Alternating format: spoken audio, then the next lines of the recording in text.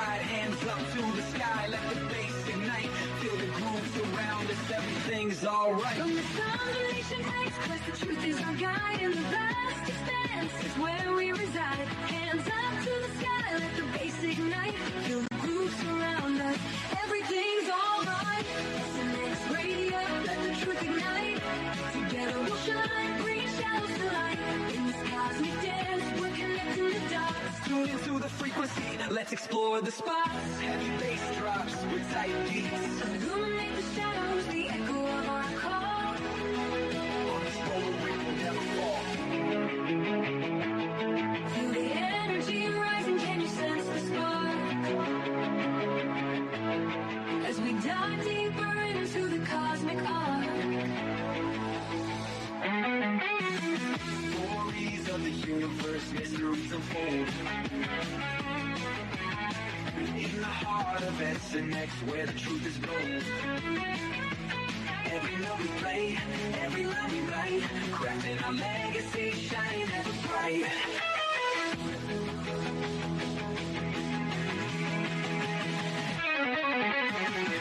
SNX radio, let the truth ignite. Together we'll shine, bringing shadows to light. In this cosmic dance, we're connecting the dots. Tune into the frequency, let's explore the spot. Here in the spotlight, we're taking our turn. With the fire in our hearts, let the passion burn. As the next radio's call, ringing through the air. Together we rise, together we dare. So join us now, let the rhythm flow. With SNX radio, we're ready to go. Unraveling the mystery side by side, we stand hand in hand. In this dance of truth, let the story expand.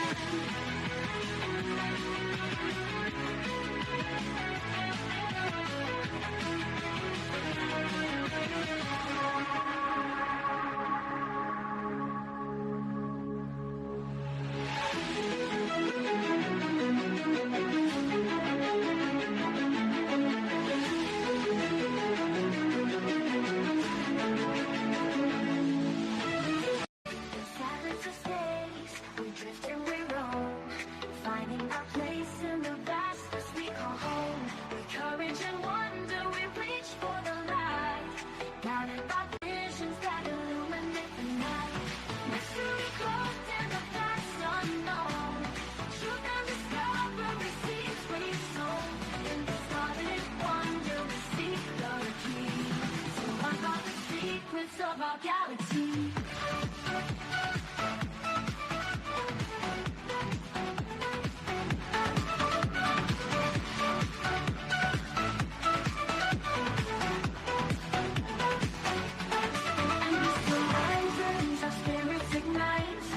Chasing the dreams that fill the night. Stars are our compass, and time is our friend. Together we'll journey where stories transcend.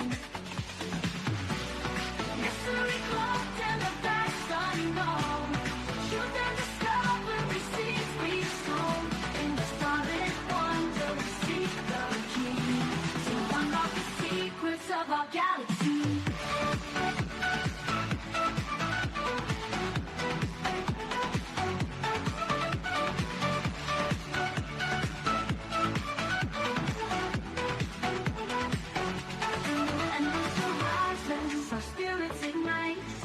Chasing the dreams that fill the night. Stars are our compass, and time is our friend. Together we'll journey where stories transcend. Mystery cloaked in the vast unknown, truth and discovery seeds we sow. In the starlit wonder, we seek the key to unlock the secrets of our galaxy. Through endless horizons, our spirits ignite. Chasing the dreams that fill the night. Stars are our compass, and time is our friend. Together we'll journey where stories transcend. Through endless horizons, our spirits ignite. Chasing the dreams that fill the night. Chasing the dreams that fill the night. Symphony nights with one not name. A symphony of wonder, seek the key to unlock the secrets of our galaxy. Voices of the cosmos whisper.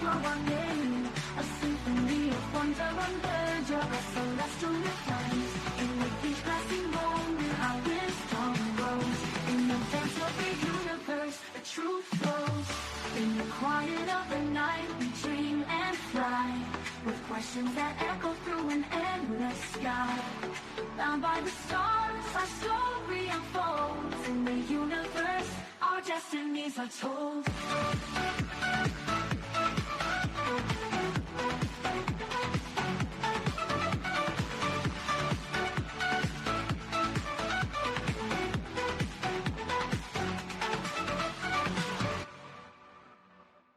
The journey, come on, let's go.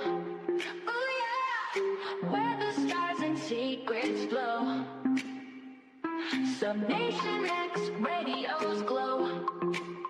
In the night, we'll ride the show into the unknown, unknown, where mysteries are shown, shown. Dance to the beat we own, oh, yeah. Come with us and let it go, go. Night sky whispers in the dark. Secret trails will leave a mark.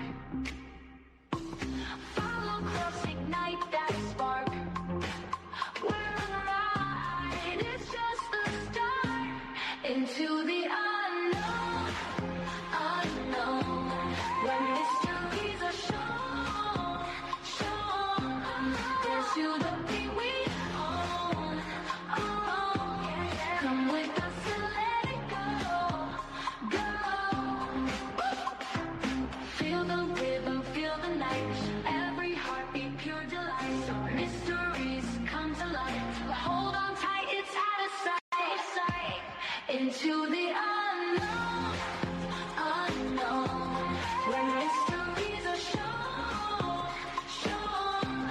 Dance to the beat we own, oh, yeah. Come with us and let it go, go.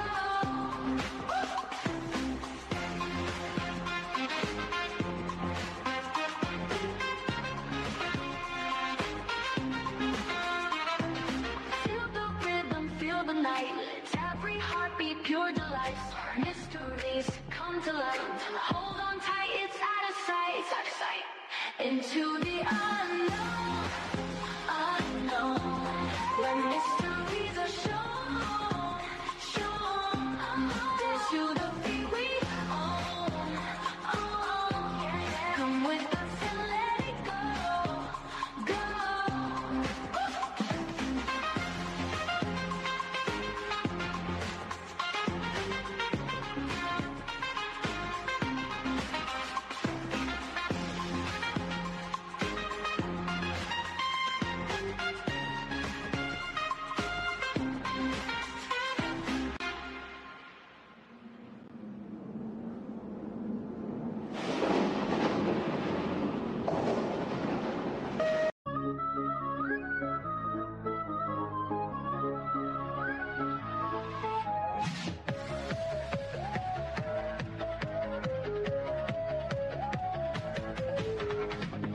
In the still of the night, when shadows creep, whispers of secrets in silent sleep. Coley's voice cuts through the dark, guiding us where the mystery spark. A journey awaits, far from our home, through realms unseen where wild thoughts roam. With experts aligned, their truths to share, unfolding the fabric of cosmic despair. Take the leap, step into the night.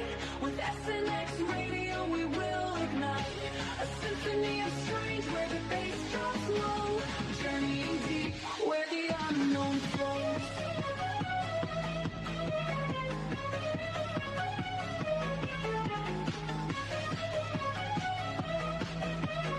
UFOs glisten in the starlit sky. ET whispers, look up, don't be shy. Paranormal tales woven into fate as Coley invites us to contemplate.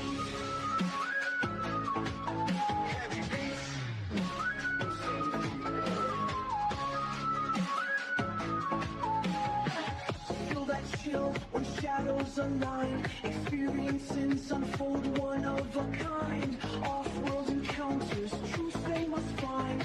Open your heart, release your mind. Take the leap, step into the light. With SNX radio we will ignite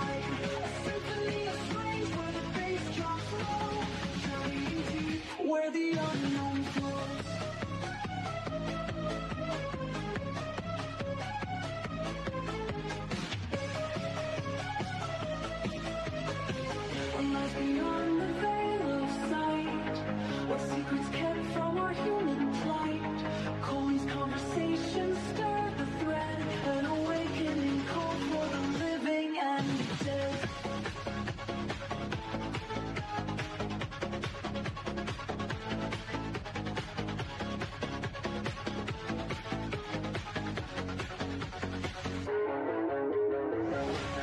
Take the leap, step into the night.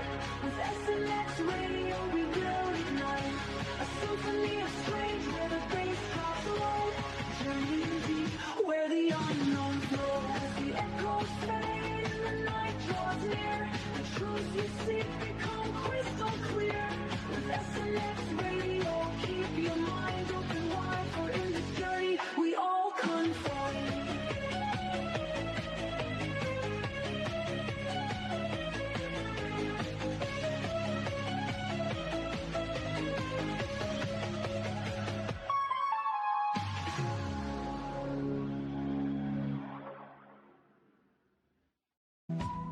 The spark ignites in the dark night glow. Flashbacks from the track, watch the past unfold. Got a story to tell of courage untold. Rise up from memories, watch us take control.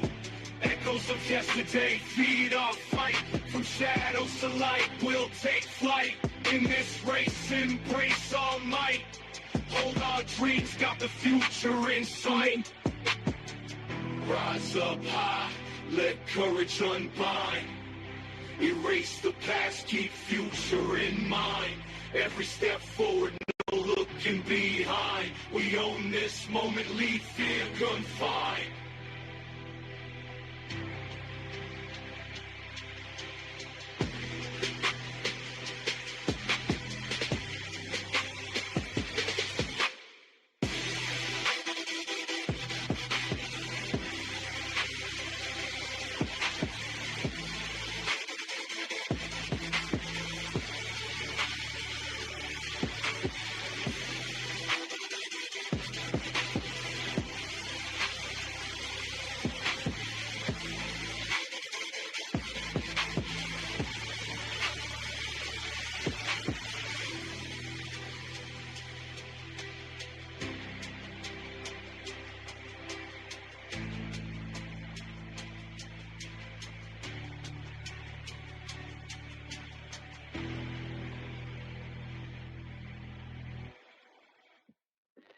Hello and welcome to another episode of SNX Radio.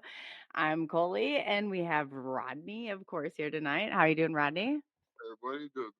Yeah, if anybody wonders what's going on with my mic, I snapped it before I got here, so I apologize. But yeah, Rodney and I are here tonight, so we got a really great guest that I absolutely have had the honor and privilege of following and getting to know, really. Like, I mean, we were in a lot of groups together, and I followed his work. He's got some amazing stuff. So I'm just going to put this down here for a second. Rodney, before we get started, how are you doing tonight? I think we should I'm go through doing chat great. and see who's all here, right? Yeah, first we had National UFO Day, followed up with 4th of July weekend. Hope everybody's got all their fingers and you're behaving, you know? Hey, to that, definitely. Yeah. So you're right that it is international. So hopefully everybody was celebrating that along with our independence, right? Yeah. I'm just going to run through chat really quick. I'm really bad with this. Please excuse me if I slaughter your name. Apparently, let me just grab this really quick. I had to switch audio cords. So don't blame the team for this, blame myself. But I would like to say hello, first of all, to Gary Spikes. Thank you for stopping in. And look at who we got here. We got Cassidy Lundrigan. Do you know her, Rodney? Because she's been a really big help, definitely. Yeah. Hey, how you doing? Yeah. And our special guest tonight, Tom Whitmore, of course, but we'll get into him in just a second. Chris Saladay. Hey, how are you doing? He's local. Scott Rosin. Love him. How are you doing, buddy? Kurt. Oh, W75. Always good to see you here. And let's see here.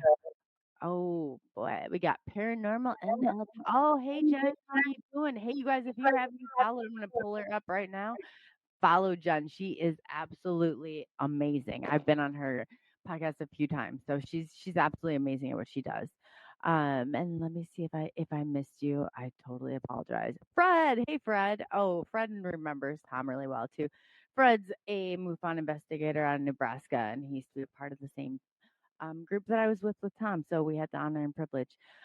So tonight, without further ado, I'd like to announce that we are on a lot of extra platforms. So you're going to see us. We've hit the UK, we've hit Canada, we are on Apple, iHeartRadio, Amazon. I mean, in addition to Speaker, Spotify, and so many others. So if you see us, definitely follow us. We are going live right now on Rumble, YouTube, Facebook, Twitter, Twitch, and Kick. So definitely X. We're throwing out Twitter, X, Twix, whatever you want to call it. But we got Tulsa Tom with us tonight, and as you know, he's hosted a lot of the Twitter Spaces. Hey, So Tom. I think even though Twitter's really, I mean, we got a huge following on Twitter. But if you guys want to leave comments for Tom, just go ahead and click on that where you see it popped up live, and you'll be able to go into that and actually comment. And we'll be able to see you here. So that would be absolutely amazing. So without further ado, let me tell you about Tulsa Tom. He's amazing. Like he really is. He and I have like gone through and talked about so much, but um more than amazing. He really is. He MJ12, so the Majestic 12 is definitely his forte.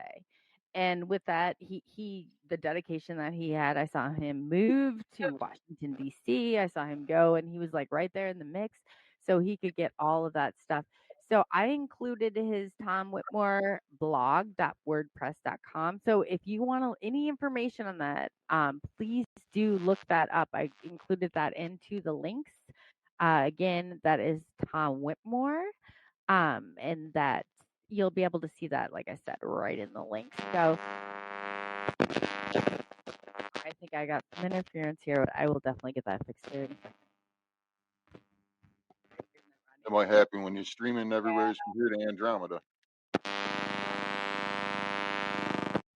Well, you know what? We'll definitely get that. I'm so sorry. I'll just hold it. I can hold it. I mean, really, for real.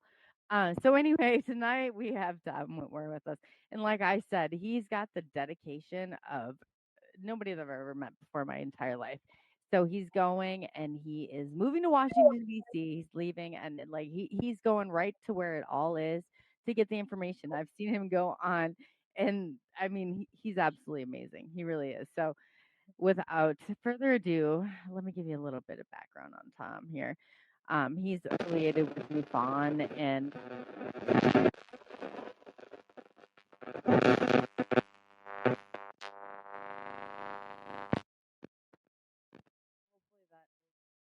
it after I completely destroyed my speaker. So, Scott, if you're out there, I know you're like, hey, she is the technical difficulty. Well, tonight I I could definitely take that as my title. So, without further ado, let me tell you about Tom Whitmore. You can look him up on Twitter. He is Tom Tulsa. For those of you that don't know, and again, he does host Twitter Spaces. If you haven't been a part of that, I definitely encourage you to do that. Look him up. And again, yeah, he's absolutely just absolutely amazing. So I'm going to pull Tom up here, and we're going to talk about his expertise and just how wonderful he is. Because I'd like you to hear it from him. I mean, he's been a part of MUFON, the whole board of directors. I mean, he's really involved and has been absolutely wonderful. So in the disclosure movement, and we'd like to really thank him for that. And so let's just pull Tom on. Hey, Tom, how are you doing? Hello, Coley. Oh yeah. Thanks for So having me. oh my gosh, Tom, it's so nice to reconnect with you. And while, I'm just gonna let Rodney here take over for about a couple minutes. We got a great crew going on Twitter and on Facebook and on YouTube. So hopefully we get those comments rolling in. But I'm gonna let you, since you're so analytical and you are so wonderful at your words, tell the audience who Tom Whitmore is and what you do and what drives you. Oh, okay. Well, there have been a couple of changes since you and I first got to know each other, Coley. I had moved to Washington, D.C. in 2019 when I was able to retire from regular employment, and I lived there for 19 months. I had certain problems with the apartment house that I was living in, and then COVID came along and the government shut down. I couldn't do any of the research that I wanted to do directly at the National Archives or at the Library of Congress, and I started getting homesick for San Antonio, where I've lived since 1984. And so I moved back here to San Antonio, and I got a good little deal on a house. So here I am in little old San Antonio, Texas. Another thing is I became active in the UFO field around 1990, and I joined MUFON. I got my field investigator's card, and I got to know Walt Andrus. He lived close by in Seguin, Texas, and I got to know him at the local meetings.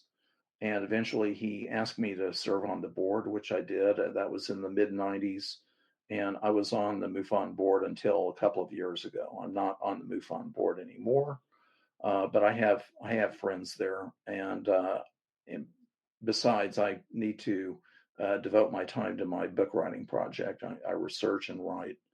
I'm working on a book about the history of the MJ12 controversy, and then some other papers that I'm going to write about perspectives on MJ12. I'm particularly interested in espionage and counterespionage and intelligence and counterintelligence, psychological warfare, deception, and so on and so on.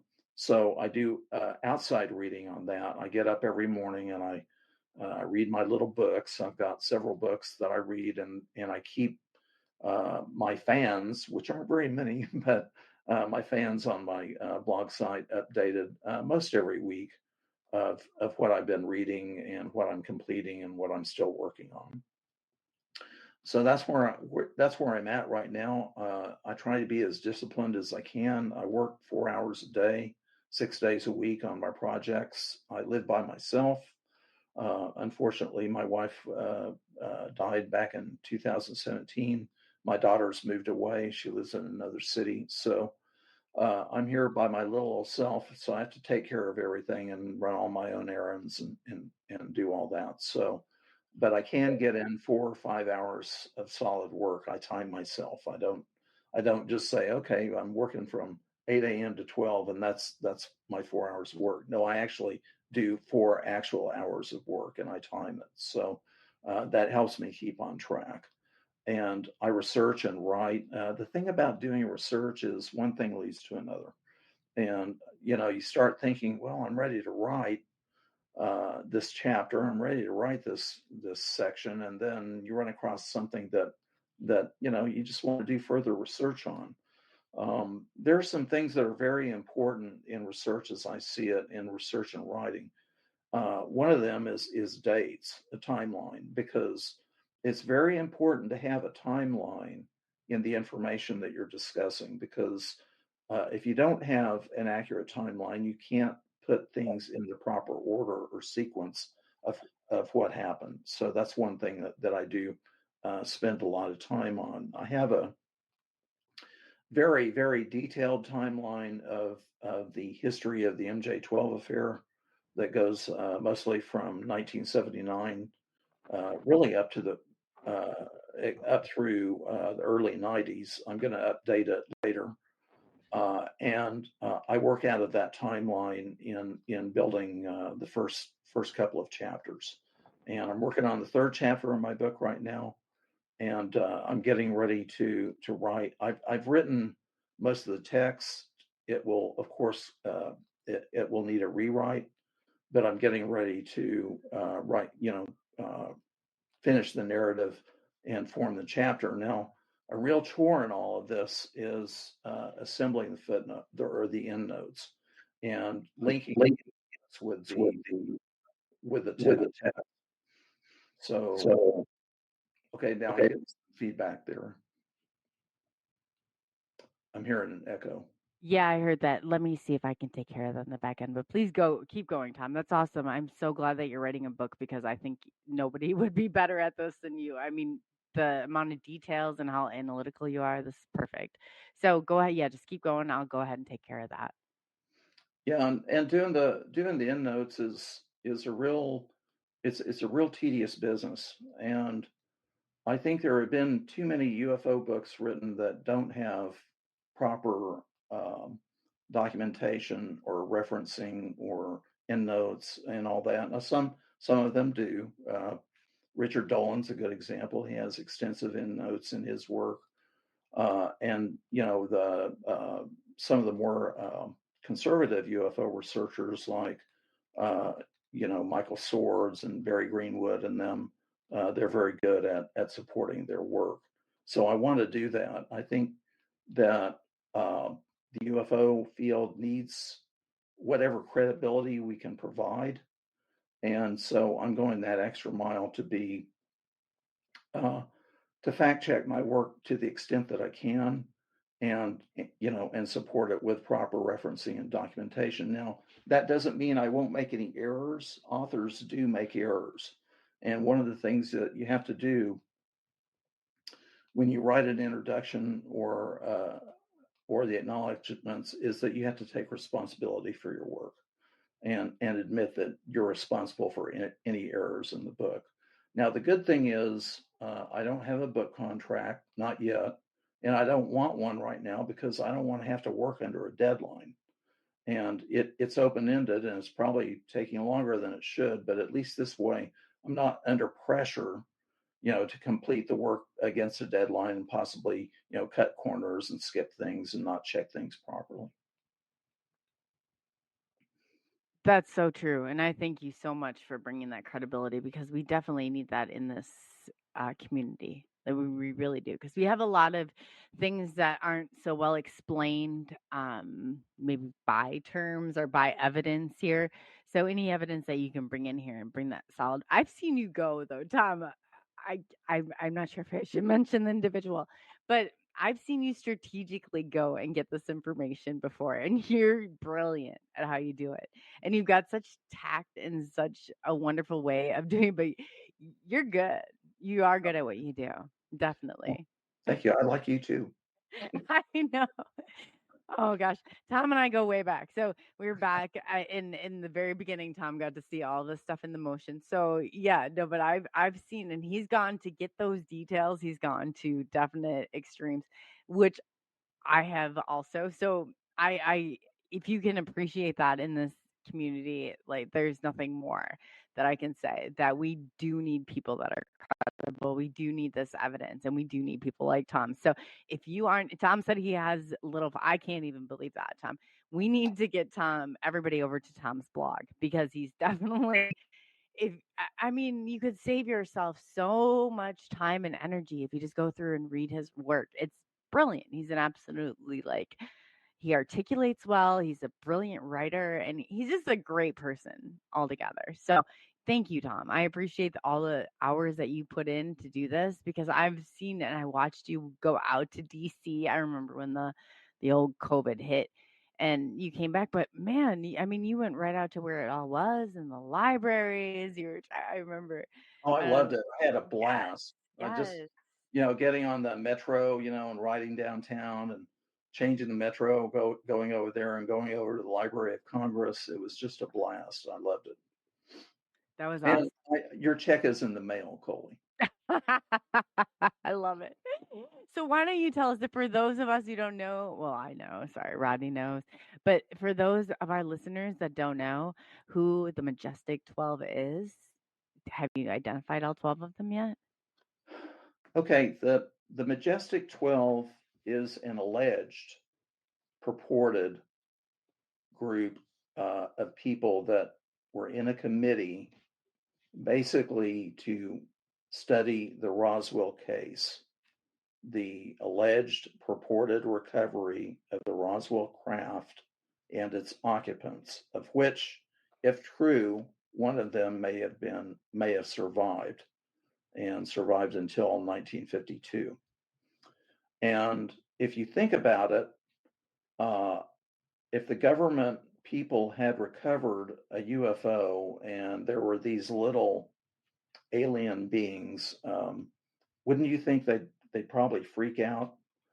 I would think so. And the idea is that they formed a super secret committee that was referred to as the Majestic 12 to study the event and to also manage at the covert level, at the most secret level, the UFO problem.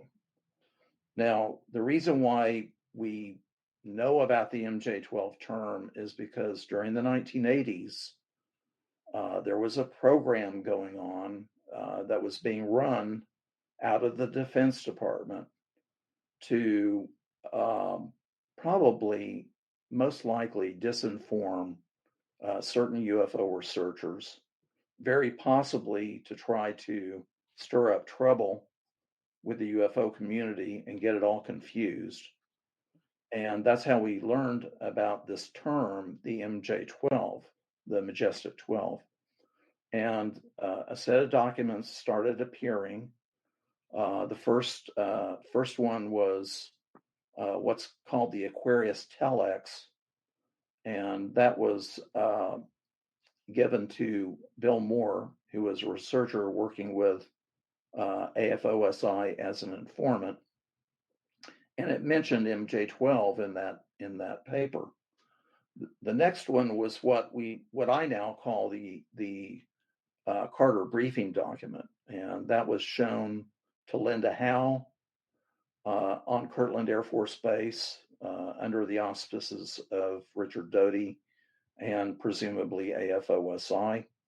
And there are a number of mentions of MJ12 in that document and other information about the purported government program with aliens and UFOs. And then in December of 1984 or 1985, Jamie Chandray, who is a research partner with William Moore, received a packet at his home. It was an envelope. It was actually 3 envelopes, one inside the other. And in the third envelope, the smallest one, was a roll of 35 millimeter film. And on that film, after being developed, was what I call the original set of MJ12 documents. And those comprised of one, what we now call the Eisenhower briefing document, which was an alleged briefing of President-elect Eisenhower before he took office, briefing him about the Roswell recovery. And then the second paper was what we called the Truman-Forrestal memo, in which Truman supposedly authorized Secretary of Defense at the time, James Forrestal, to form and go ahead with the MJ12 committee. That summer, I think in 1986, 85, I need to remember that, but William Moore and Jamie Chandray turned up a third document in the National Archives, in a box in the National Archives, which we now call the Cutler-Twining Memorandum. And that paper is it's a carbon copy of an unsigned memorandum, which was an instruction to General Twining, a very high-level person in the Air Force at the time. It was an instruction saying that the MJ12 Special Studies Project meeting would be held during the regular meeting with President Eisenhower rather than afterwards. So I've got to say, all of the documents have always been questioned. I think we can pretty safely assume that not any of them are genuine, authentic documents created within the government, except that there may be some interesting information in there. There may be some correct information in there, but we all have heard the word disinformation, and that word is thrown around quite a bit, but it likely was an exercise in disinformation, that being that most of the information was false, but there was some truth in it. So that's how the MJ12 affair got started. Now, that wasn't the end of it, because in the 1990s, a very document showed up that was received in a very similar way on a roll of film that we now call the Psalm 1-01 manual, which is a purported manual of UFO recovery and how to box up aliens and all of that. And then also in the 90s, there was a UFO researcher by the name of Timothy Cooper who received a whole lot of documents from, I think, retired and or deceased people from the CIA. And a lot of that material is extremely interesting to read. Now, I'm not going to claim that it's genuine. I don't know. But there's a lot of interesting information in there. We get into things like the Serpo controversy that arose later, and the book Exempt from Disclosure by Robert Collins. And even as late as 2017, a document came out that I refer to as the ultra top secret document. And even up to the present time, there's a fellow in jail that claims he was recruited by AFOSI to be groomed to later go into AFOSI, and he was shown all these, extremely interesting documents mentioning MJ12 and the government's covert program with aliens and all this. So this has been going on. Let's see, this is 2025. This has been going on for 45 years. That's crazy. That's a long time. 45 years is a long time. And like you said, there's always nuggets of truth. I remember going back and was like, even though I don't know if we can mention names, but there still is a agent I know that we kind of we're looking for information from. What do you think their take is on it? Do you think I always know there's always an element of truth to all of this. Like, you have to look into all this. You have to be careful on what you know or what you see, because not all of it is what you think it is. But they definitely put a nugget of truth into all of it. So with all that disinformation, there's always a piece of information. Definitely. Yeah, and it all depends on whether the government's ever recovered a saucer, or more than one. If they've recovered a UFO or several UFOs or a number of UFOs, then they've done a very good job of, one, keeping the hot stuff, I think you could say, information secret, and then keeping everybody else confused and backbiting each other and engaging in conflict about it. So if they have not ever recovered a saucer, then I think it's pretty safe to say that some kind of deception program had been planned and implemented to cover other quote unquote conventional technology development, and while at the same time keeping the UFO groups against each other and keeping them confused, and then at the larger public level maintaining this kind of dismissal of the whole UFO problem. I almost think that this majority 12 is even bigger than just the United States, because supposedly more than the United States have recovered crafts. Italy's recovered crafts, possibly Iran, who knows, maybe even India, Russia, So they all got their own individual majestic 12. Is it even majestic, magic, or is it majority? Well, it depends on which way they make it. So, no, I mean, there's this term called the Five Eyes, and those are the English-speaking countries that cooperate in intelligence gathering and analysis. The U.S., Canada, Great Britain, New Zealand, Australia. I don't know if that's 4 or 5. I probably missed one. And we all cooperate together. So if there's an MJ12, there may not even be some set committee. It may just be very high level people in different positions, within the matrix of the military industrial complex that handle this.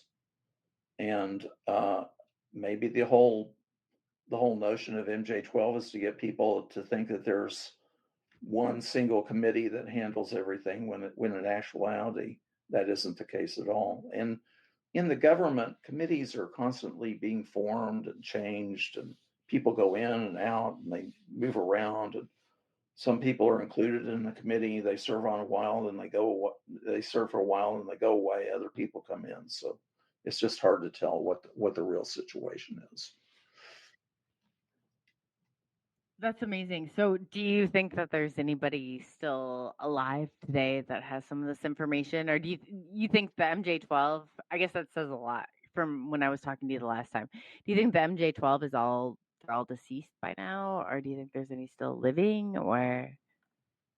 Well, the people that were on the original MJ12 list in the Eisenhower briefing document, they were all deceased at the time that document appeared.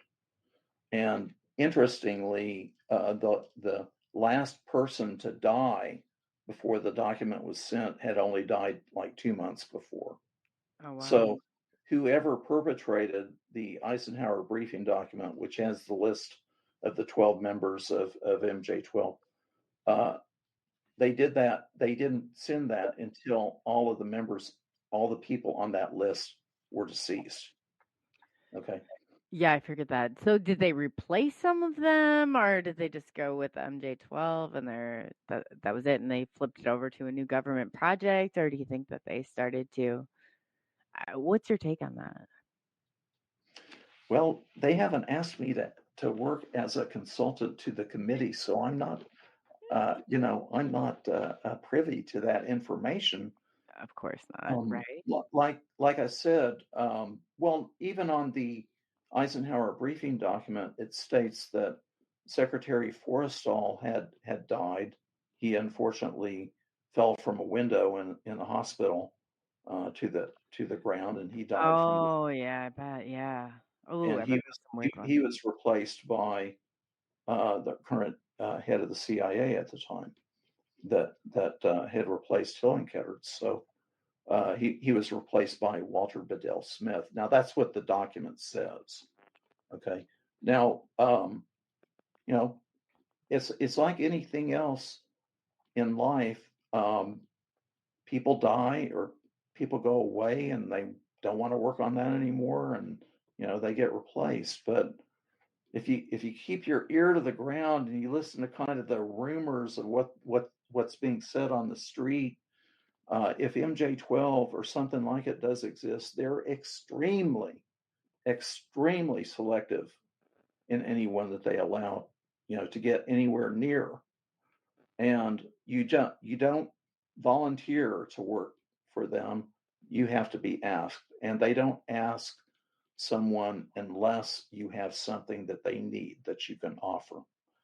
Mere curiosity is not a qualification to be on J12. Okay. There was rumors. Absolutely not. Yeah, go There ahead. was rumors Dick Cheney was on the new board or something for MJ12. If anybody would be, he would be. Okay. In fact, Dick Cheney, there were complaints in the neighborhood of the Naval Observatory, which is the vice president's residence. There were complaints about all the blasting going on. He had construction done so he had an underground office, and I don't know if it was a file room or a vault, probably an underground vault where he was keeping all his classified information. So Dick Cheney was he was serious as a heart attack. Now I don't know if he was associated with that or not, even though I think there was one little ditty that someone, when the presidents go along the line and they shake everybody's hands and people saying, "Nice to meet you, Mr. President," and somebody said, "President Bush, can you tell us anything about UFOs?" And he said, "Talk to Cheney." Ah, that's telling. That's very telling. Yeah, I can't support that. I don't have a reference to it, but I did hear that. I heard like there's some people here like Joni Ernst who's involved and like in Iowa. I was just surprised to hear like in talking to um Stephen Bassett on who is involved in all this now. Do you think that I guess in all this I don't know, you don't have to answer this or anything, but do you think Rick Doty knows like he said that there's 3 or 4 types of different aliens that are here. They all have different types of, you know, some eat, some don't eat, different types of environment that they're in. I mean, what do you think that the MJ12 is really here for? Well, if it exists, it's dealing with the UFO issues that they feel either affect national security or that affect the perception of the population of the problem. Now, uh, if if something is disclosed about aliens, um, and if society goes crazy, that actually becomes a national security issue. Okay, Yeah, definitely.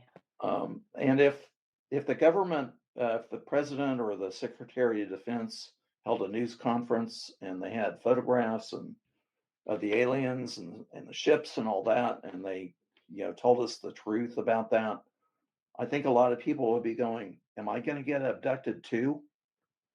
Because everybody has heard about that. They've seen the movies, they've seen the TV shows.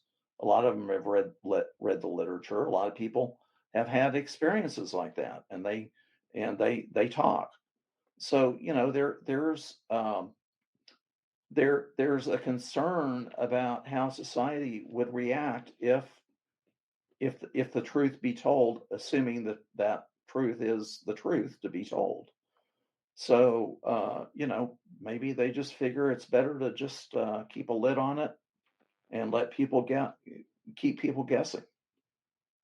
What do you think people's reaction would be if they say? I always think of okay, so what if Project Bluebeam were to like show up at our doorstep?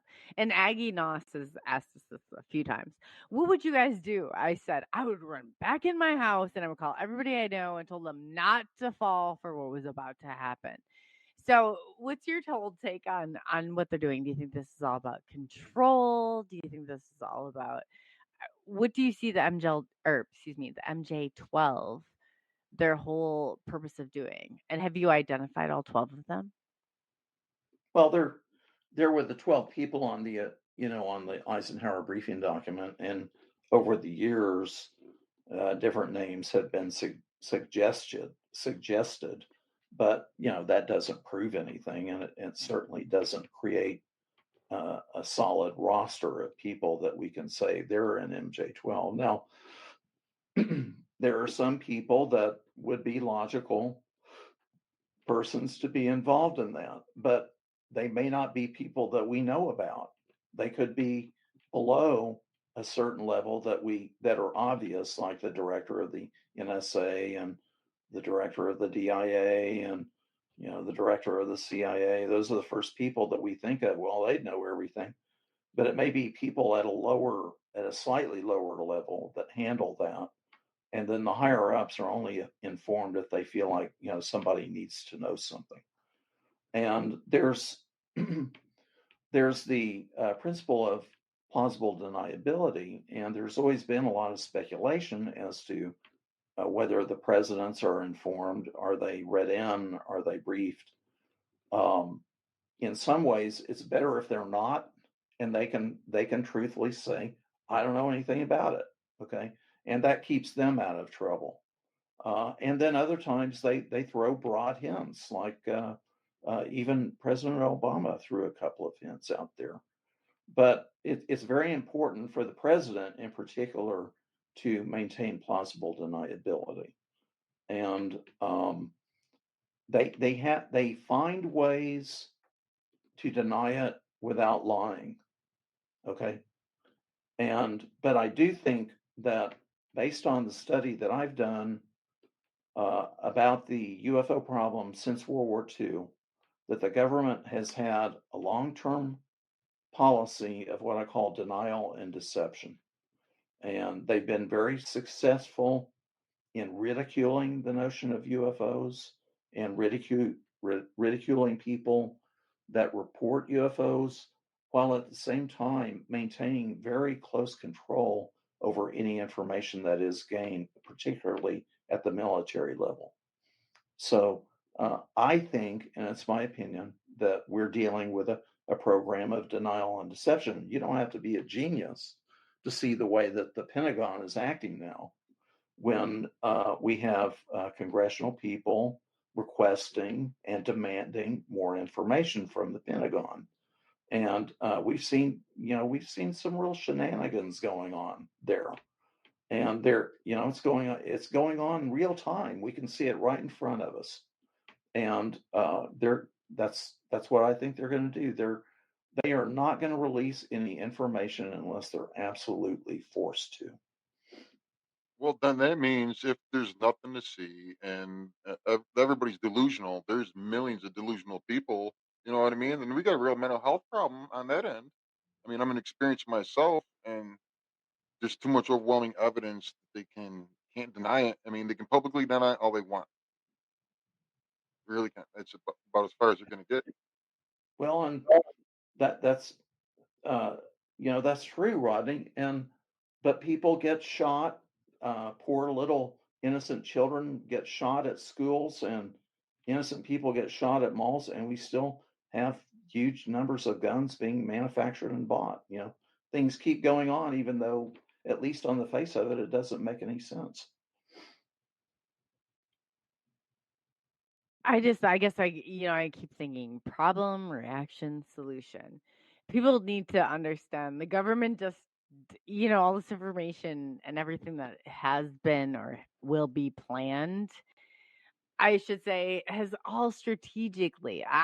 This is the way I believe. And tell me if I'm wrong, if you feel like your information or your research has gone somewhere else. But don't you feel like, ahead of the game? I guess I remember John Anderson or saying, hey, the government holds technology 40 to 50 years before we even get a chance to get it. Or John Henderson, excuse me, John, he's a part of our group on Twitter. What do you think of all that? Do you think, how much of the CIA counterintelligence is involved, or how much of this? Because anybody right now, anybody that wants to raise their hand and say, hey, if the government came out tomorrow and said UFOs, they're real, this is really what's going on. And like Rodney said, the majority of us are just crazy people, lunatics that have been, not like we've spent every waking hour looking at this since we've encountered one. There's a whole different level of that going on. People don't understand unless they've been through this. This is a journey. You start and where you end is not the same place. You're a totally different person. So what do you think all of that is all about? Do you think they know who we are, or know who the people are, and just are trying to trigger some of this? Or what's your take on that part of it?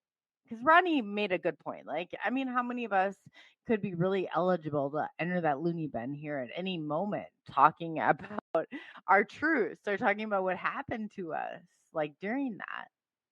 Well, Rodney did make a good point, and I didn't mean to try to contradict you, Rodney. No, not at all.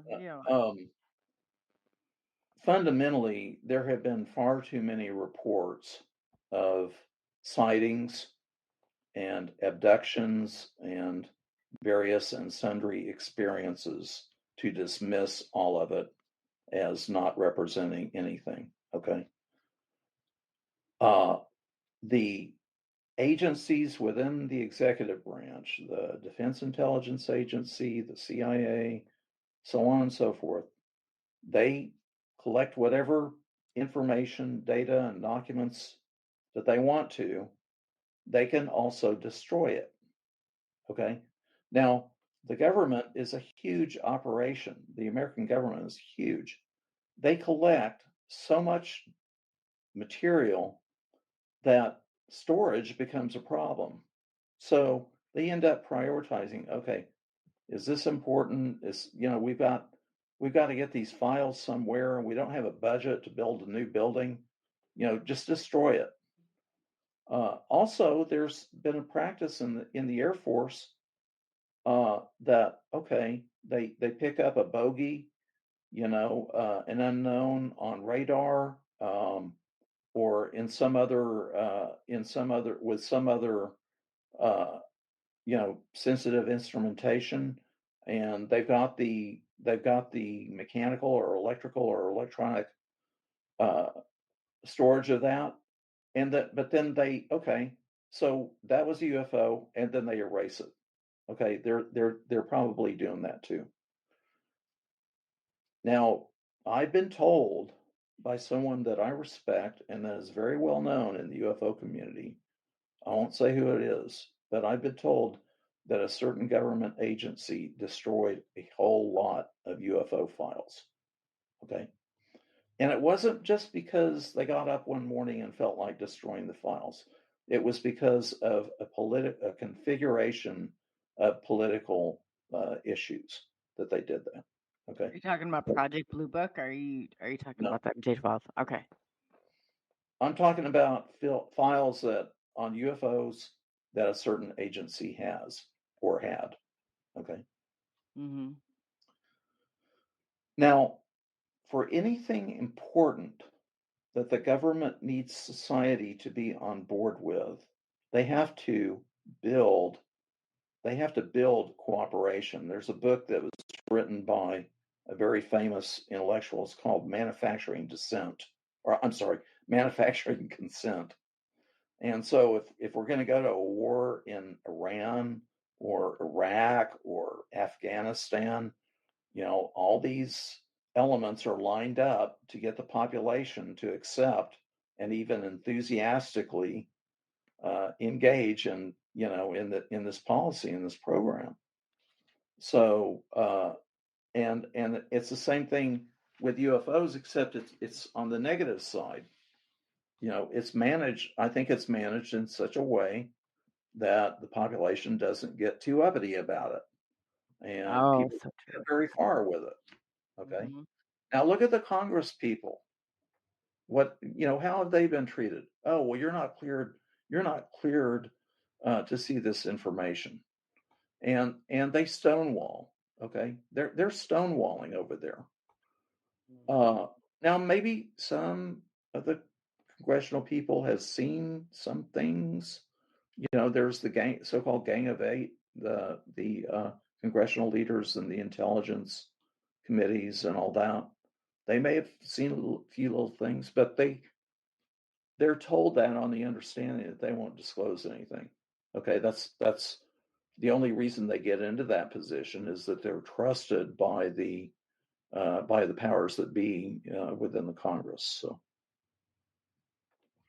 I don't know if that answers your question, but that's there's a lot of management, I think, going on. Mm-hmm. There was a time during, say, 2010, 2000 to 2017, when UFOs were in almost complete blackout in the major media. And then in 2017, things did change because Leslie Kean and Ralph Blumenthal were able to get their article published. And that really was a watershed moment in the UFO world. And things did change for us then.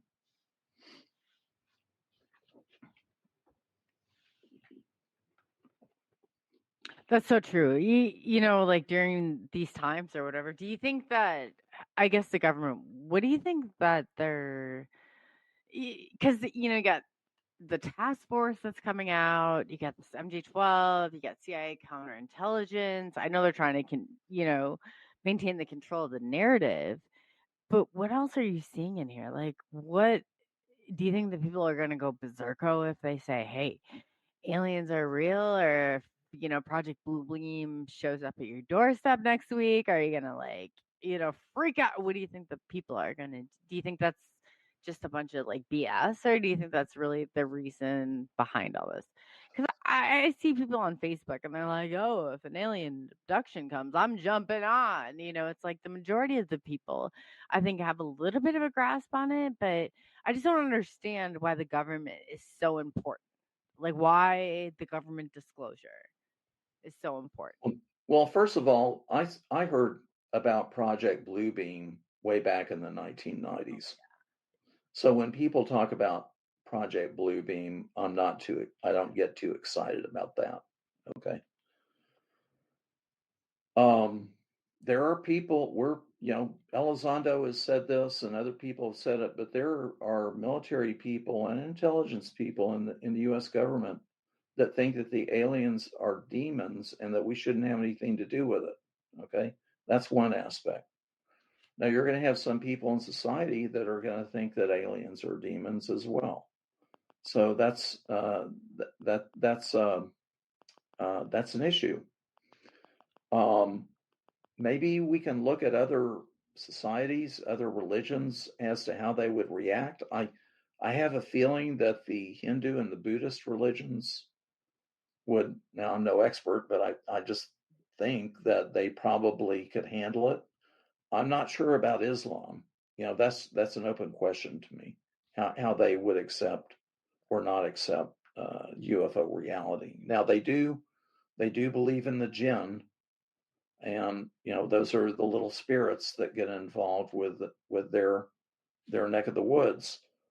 But how they, I also think that a lot of people, if the information was presented to them, that they wouldn't believe it, because the press, the Congress, the executive branch have lost so much credibility since, mostly since Vietnam, but they've lost so much credibility that a lot of people, I'd say half the people in the United States don't really trust the government anymore. And if they did come out with the truth, which I don't think they will, but if they did, I think there are a lot of people that wouldn't believe it. I think they would just think they're being lied to. I think you're so right about that. And that's why I don't want them a part of this. I feel like they're going to pollute it. I'm one of those people. I am one of those people. I said, why should we even have to ask these questions if we're not being lied to? But I feel like, especially over the last 4 years, we have been definitely lied to. We've been tried to be, separated from one another, anything to divide and conquer. But yeah, I agree with you. I definitely do. What do you think? I mean, like you have your reaction, your solution, you have the problem, reaction, solution. It keeps us going. It just keeps going as it is. So I'm not sure what their play is on all of it, but what do you think ultimately that we're going with all of this? Do you think the population is going to have an absolute breakdown if they say, hey, the president's coming tomorrow? Or do you think the people are going to be like, oh, I don't believe it. Like, after all of this, forget that. I'm not going to buy into what they're saying. Well, they're not, the only reason why they would disclose the reality is if they have to. They're left with no other choice. Okay. Now, the old joke, the landing on the White House lawn, kind of a, the day the earth stood still kind of a scenario, or they land on, at the Super Bowl, that kind of a thing. And if something like that happened, the rumors would go wild. Okay. They would go wild to the point that, there would be all of this hysteria, and all governments, no matter of what stripe, they have to be able to basically control their populations, because if they can't control the population, they can't stay in power. Okay. So they're going to find a way to control it. And now, a lot of times, all you have to do is form a simple cover story. Let's say a UFO crashes, a real honest to God alien UFO crashes somewhere. All they have to do is say it was a classified aircraft. Okay, they cordon off the area. If any citizens see it, they have a little talk with them, have them sign their lives away, maybe pay them off, maybe buy them a new house, maybe send them on a cruise, and make sure that they don't talk. And maybe they're monitored after that just to make sure that they don't talk. And they have a simple cover story. One example is when they exploded the first atomic bomb at White Sands, New Mexico. There's no way that people wouldn't notice that there was a big boom, and that the government came out and said that an ammunition dump had blown up. Okay. Or was it the sonic boom? One of the two. Yeah. The cover stories don't have to be that sophisticated, so that things can be managed. Now, unless we get into a situation where it can't be managed and they're forced to disclose something. But I don't know. I just think we're a long way from that.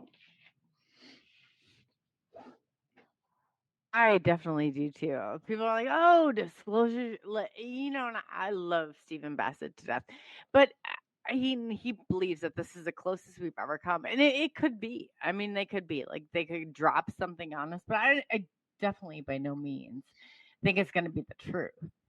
Definitely not. Yeah. Well, when the government actually discloses the truth, I'll buy Stephen Bassett's lunch. I'll take him out to dinner. I love it. Yeah. But you know what? And I'll take him out for dinner because that's exactly where we're going. And I keep saying, I'm like, Steve, are you sure? He's like, no, this is the closest we've ever been. But they're starting to adapt to AI. What do you think about AI's mix in all of this? Because I've heard him say it. I'm like, he's like, well, so if AI admits to it, I'm like, that's not the same. That is not the same for an experiencer. But I guess I love Steve to death. Steve, if you're watching, we love you. But seriously though, I mean, for all means, like if you're not an experiencer, you're gonna have a hard time digesting any of this, any of this at all. So at what point do we say, hey, why don't the people come together here? Like, why don't we all join Tom here, who knows what's going on, and disclosure? Why don't we tell it for ourselves? Because there's so many, like we can back end some of these surveys that they were looking for, like the experiencers. I look for those, and even with MUFON and the Star Investigators, and hi Fred, I'm out there and I'm saying this, I'm sorry, but like all the investigators that are coming out, like why aren't I guess let me start here. We were always told as experiencers, the government doesn't care what you have to say. The government doesn't care what you had to experience. They don't care about any of that. So here I am, like running my mouth as normal. And then I find out, oh, no. Now AI is transcribing everything. Now you're on a government list. Wonderful. Because I'm not doing the job of the government. Everybody knows that. I'll resist that to all end. So what do you think the game is in all of this? Like conquer, divide? I mean, it just seems more cynical, I guess. I mean, they got a lot to lose. If they lose control of this type of narrative and the amount of information that and through all of this, what's your take on all of that? Well, I think things have fundamentally changed with social media, with the internet and social media. And all these foolish people, me included, are going on these live streams and spilling the beans about everything they're thinking about. So all the people have to do on the other side is just monitor social media, and they get a very, very clear indication of what kind of discussions are going on and what people are thinking, what they know, what they think they know. So it's just extremely easy, I think, for them to do that. Now there may not be any nefarious consequences of it, but it's a simple matter, if they want to do so, for people within whatever agency to monitor social media, to have their finger on the pulse of what people are thinking and believing.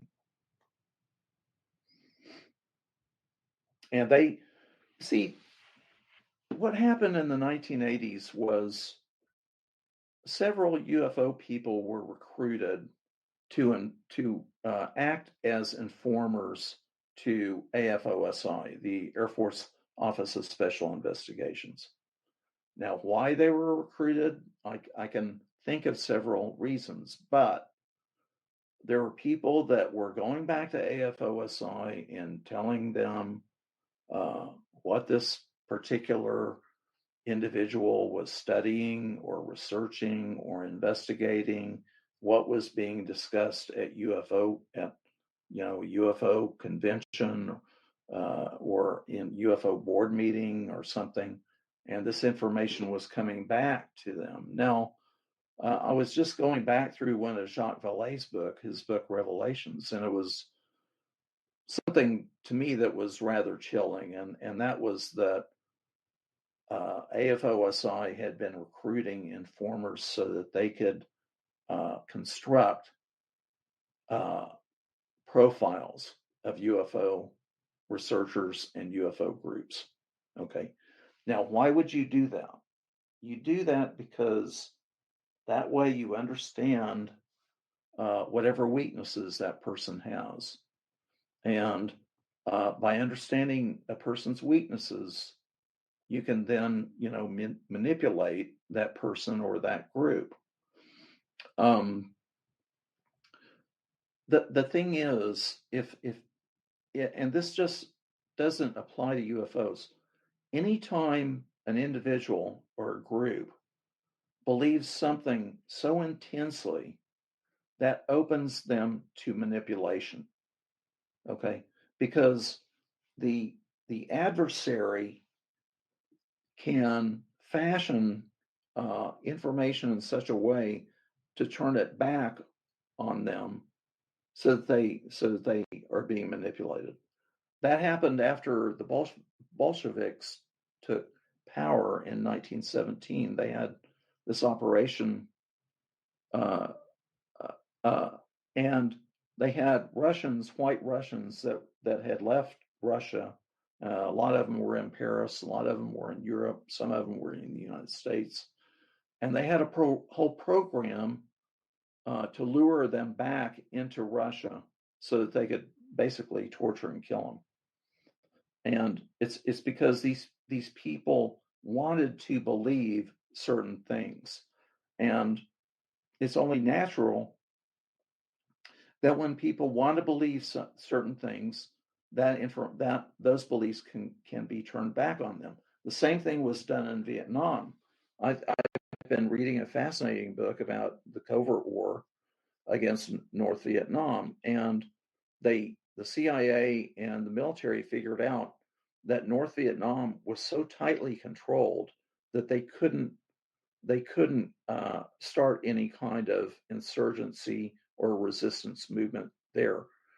And the North Vietnamese were so paranoid about and so controlling about the society that all we had to do was convince them that we had an insurgency program, that we had a resistance program, which caused them to work even harder to maintain even tighter control. So they were being manipulated because they wanted to believe something very badly. Well, there is cases even going back before we were technologically advanced. I don't need to go back too far, but 1561 Nuremberg, Germany, they were reporting spheres and cigar shaped like Tic Tacs even then. Yeah. So it's definitely things have been going on before we're technologically advanced. And there's a lot of repercussions there would be if it did have disclosure for world governments, because why is this shaped craft? What was it doing in our airspace? Why were these things happening to these people if aliens don't exist? And this is a study you guys are doing to see what themselves. There's no aliens, and everything that everybody's talking about in these groups have, I don't know, anywhere from 3,000 to 20,000 in each group, because there's numerous ones. It means that our government, world governments, are responsible for these things that are people happening than aliens. It's too far fetched. They could do it all. Well, they record every phone call, everything on the internet, every email, everything is going into storage. They may not do anything about it, but they have access to it if they need it. And you wouldn't think that us little old UFO people would be of interest to the government, but sometimes we are. It's not that they're going to directly do anything against us, but they may be monitoring. Now, you got to remember too that you got the MUFON symposium, or you have Contact in the Desert, these type of conventions, and anyone can attend. So someone from the Defense Intelligence Agency or the CIA, or you name the alphabet agency, a person can attend a conference, and it's open to the public. Now, usually it's because the person has a personal interest in the subject, and they probably go to their supervisor and they say, boss, is it okay if I attend the MUFON symposium this year? And the boss says, oh, okay, just don't make an issue out of it, okay? And then they go attend, and they come back. Maybe they write a report. Maybe they tell their boss what something interesting that went on. So that kind of thing can go on too. You're right, because with a high security clearance, and Fred Zhao he can verify for this. If he goes anywhere, he has to call and let them know where he's going to.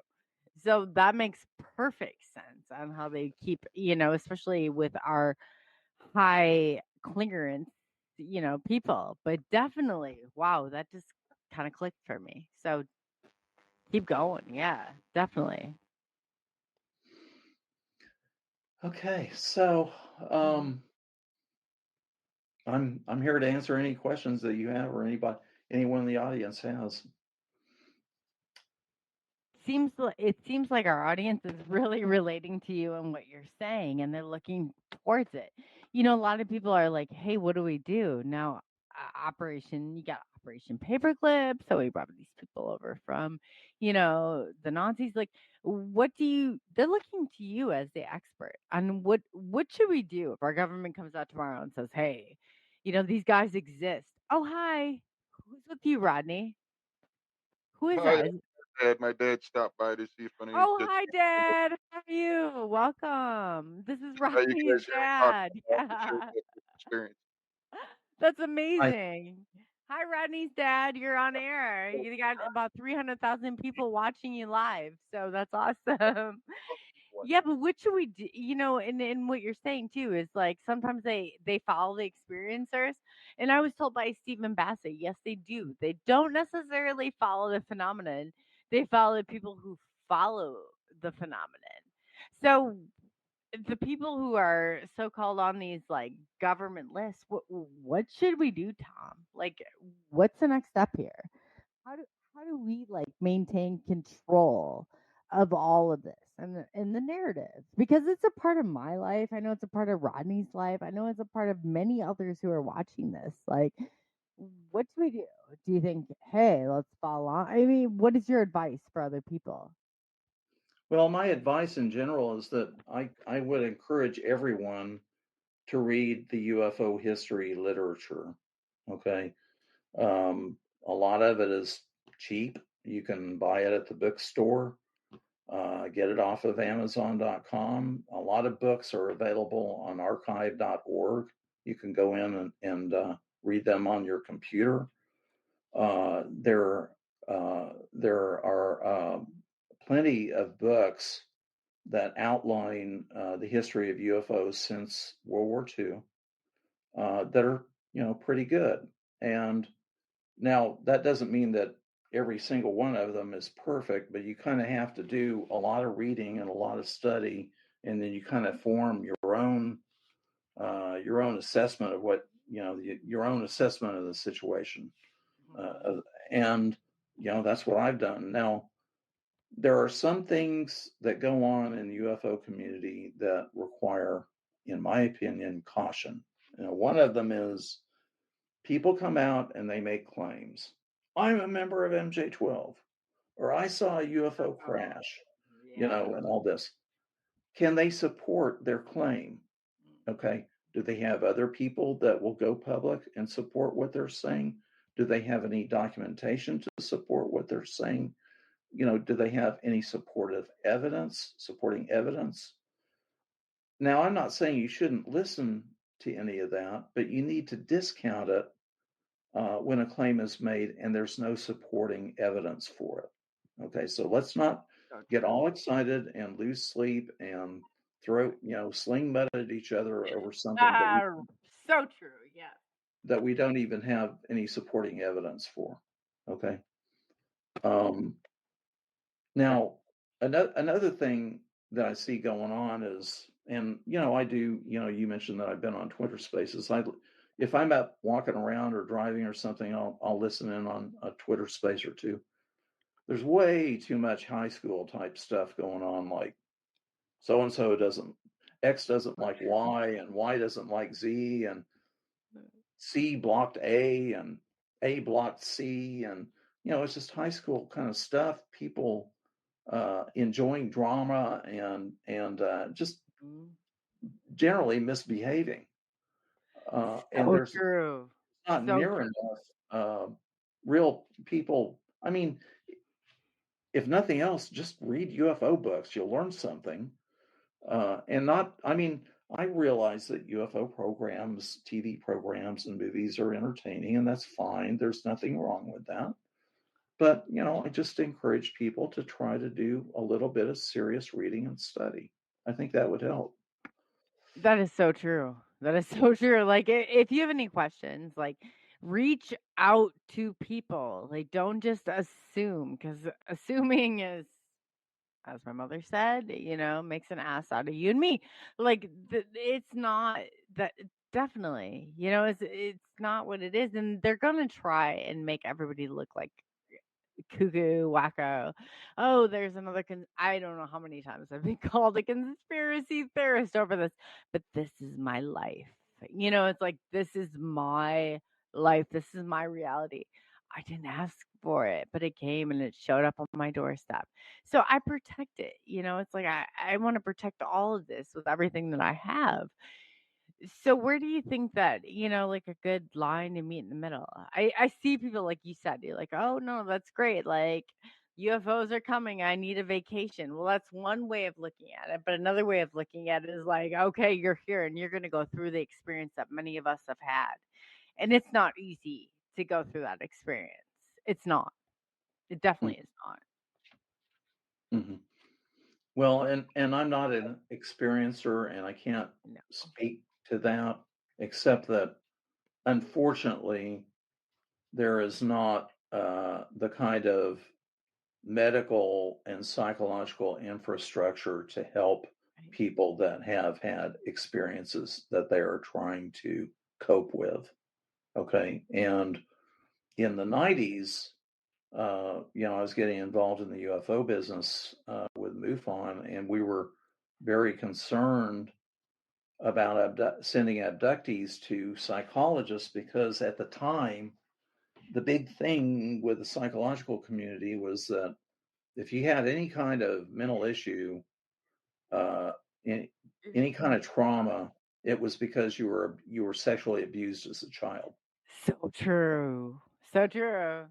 And I want to, you like either that or you're going to go and you're going to end up in a mental ward, because people are going to use this against you. And I'm not lying. Like, this is a huge risk that people are taking on coming out and saying this. But this is what happens. This is what happens. Like, people, okay, when you tell them the truth, they don't necessarily like it. They're like, whoa, hold on here. Lock that lady up. You know what I mean? Like, that's exactly what I feel like is happening. I don't know how many people I've known this has happened to. And if I could talk about it fully, I would tell you that I am one of them without telling you fully. But I mean, for real, Tom, I mean, this is crazy. I mean, to the allegations, the level this is going, do you think that it's government, or do you think it's partly like, oh, people here I don't know how many times I've been labeled, oh, there's that conspiracy lady, the conspiracy theorist. And I'm like, man, I just love to whomp them over the head with something. You know what I mean? Like, as a Smithfield hand works. Yeah. Right.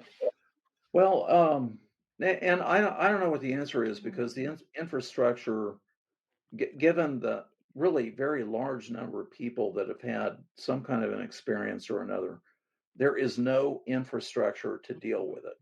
No. Okay. Now sometimes locally, some abduction or experiencer support groups form, and I think that that's a really good thing. At least people are able to talk to others, and share as much as they're willing to share, and feel like maybe there's some mutual camaraderie and some support. That's about as far as we can go, because uh, I don't know the extent to which psychologists and psychiatrists are familiarizing themselves with the UFO and abduction and experiencer literature. I suspect very little, if Do at you know all. that I was a mental health therapist for 7 years? I trained under Dr. Daniel Hughes under dialectical developmental psychotherapy, and I watched all this. And yet, like I make local intel, and I try not to say this because I get so upset when I'm talking about it, but I made local intel. Like, what are they looking for? I've been called a conspiracy theorist. I've been called all of this, and I'm like, you know what? Do whatever you want. I don't really care. But I've heard so many other people going through this, and it's like, if you're going through this, don't stop talking. Don't stop telling your truth, because that's what's most important. It really is. It's like there's this truth out there. So in studying like MJ12 and how far you've gone into all of this, do you think they're there for control? Do you think they're there for our benefit? What do you think they're even there for? Well, assuming that it's true, both. They're there for both control and to hopefully someday engineer, some of, if not all of, the technology that they've gotten their hands on. Oh, so And true. the conventional wisdom in the UFO community is that they want to get their hands on the technology so that they can use it for, make armaments out of it, to use it in war and give us an advantage that other people won't have, and that will maintain technological supremacy. Now that's a lot of conjecture, because in the first place it assumes that they have something. In the second place, it assumes that they have been or are able to make progress in back engineering it. So now I neglected to mention that MUFON does have an experiencer support component. It's called ERT. And your listeners out there, your viewers, might want to keep that in mind. And MUFON's very easy to find. It's MUFON.com on the internet, and look up ERT, the experiencer support component. Yeah, that's a good point. And definitely I think this is probably a good point. We have to take a top of the hour break, and Tom, I am so late on it because I'm so fascinated by everything you have to say. So everybody out there listening, if we could just take I'll shorten it as much as I can for the radio side. Like I said, we got a ton of new platforms, and we want to get Tom's message out there as best as we can. So, is it okay with you, Tom? Would you be able to take questions after the break? Is that okay? Or Sure, quick love to. hijack here? Awesome. So, we're going to go ahead and give Tom here a little break. We're going to put him behind the screen. And Rodney, what's your dad? Can he come on real quick, or no? Is he gone? Oh no, he had to leave real quick. I wish Oh, Dad, I come thought, back. Yeah, no, I want to hear what he had to say. Yes, yes, yes, yes. I'll try to talk about scheduling tonight. Maybe we'll see. Okay, yeah, could we do that? That'd be great. So, for everybody out there who is listening, we are on about every platform that you are looking on. So, just definitely stay tuned because we will be back shortly. We're just going to take a little 5-minute break, and we are going to come back with Tom Whitmore and more of the MJ12. And what does that mean to the experiencers? Let's hear it from Tom himself. So, once again, thank you for taking the journey into the unknown with Rodney and Coley. And we are going to definitely light this up because I think Tom is just so wonderful.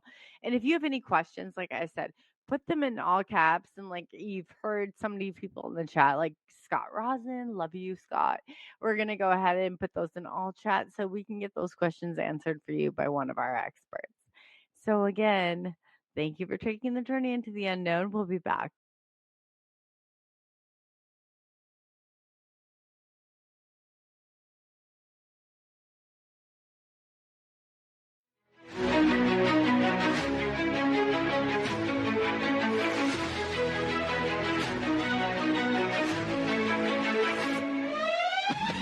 Unraveling the mystery, secrets in the night.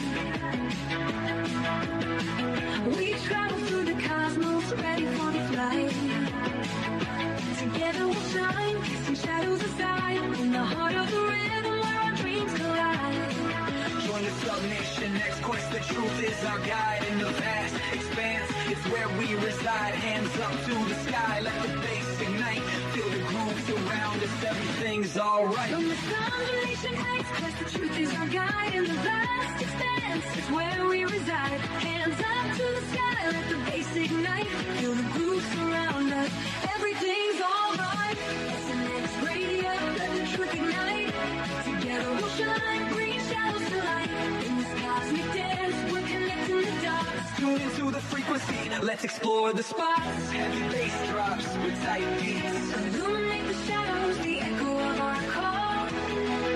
On this road we will never fall. Feel the energy rising, can you sense the spark? As we dive deeper into the cosmic arc. Stories of the universe, mysteries unfold. In the heart of SNX, where the truth is gold. Every note we play, every line we write, crafting our legacy, shining ever bright.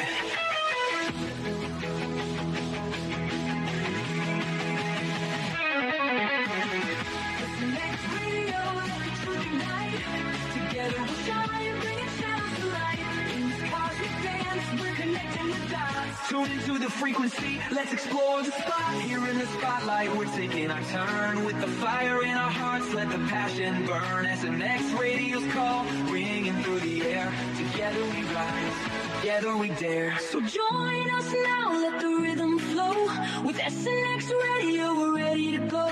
Unraveling the mystery side by side, we stand hand in hand. In this dance of truth, let the story expand.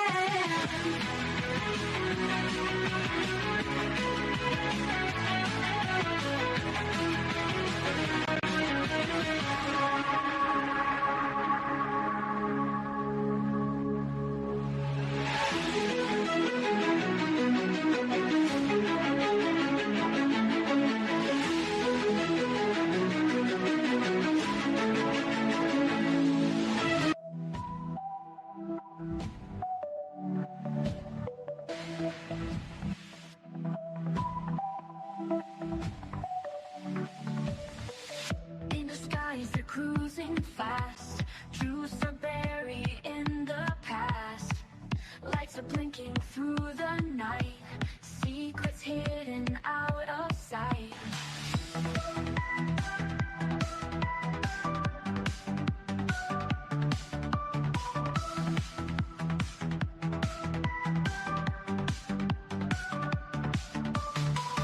Stars reflecting coded blinks.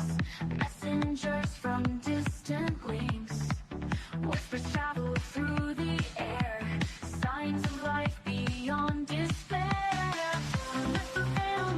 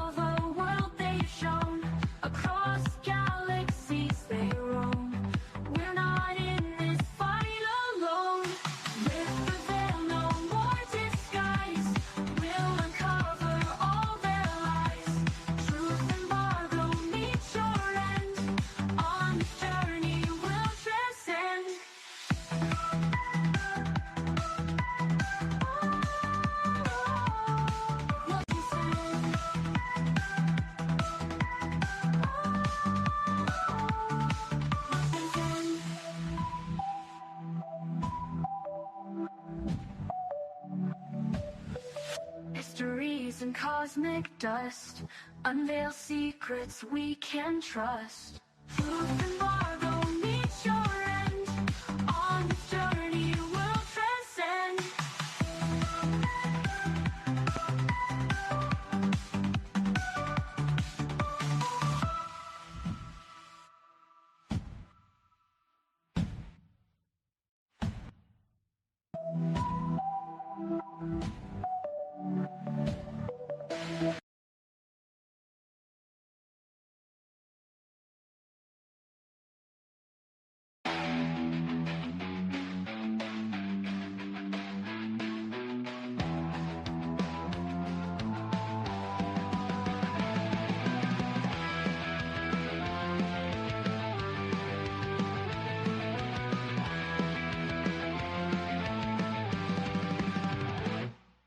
Verse 1, Shane Gorell on SNX Radio. Treasure hunter on the go with maps in hand and texts aplenty. Seeking legends, age-old and plenty. OF reads Celesta Pam and fought a while behind us it be. The dreams and flyer drove the brakes.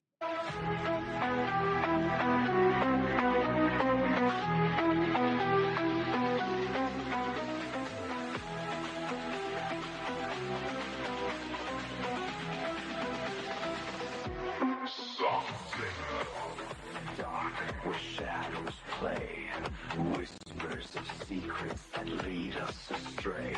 Lights in the sky, they flicker and fade. Questions arise and truths are betrayed. Echoes of voices from ages long past, glimmers of knowledge too rare to last. Chasing the night where the wild things roam. Are we alone or are we headed home? Mysteries, mysteries, dances in the dark. UFOs shining, igniting the spark. Aliens calling from faraway lands. Cryptids and Sasquatch, just take a chance. Illuminate the skies and break down the walls. Secrets unwrapped, hear the ancient calls. Together we rise, we won't be alone. Exploring the unknown, it's time to be shown. In every heartbeat there's a story untold. In the stillness, the mysteries unfold. Off-world entities drifting through time. Paranormal whispers so hauntingly sublime. In the silence of night, there's magic to find. Embrace the enigma, let go of your mind. Eyes in the woods, they dance in the mist. Cryptids and legends, a chance we can't miss. Conversations with experts unravel the threads, connecting the tales of the living and dead. From the depths of the ocean to the stars up high, the stories we chase will never die.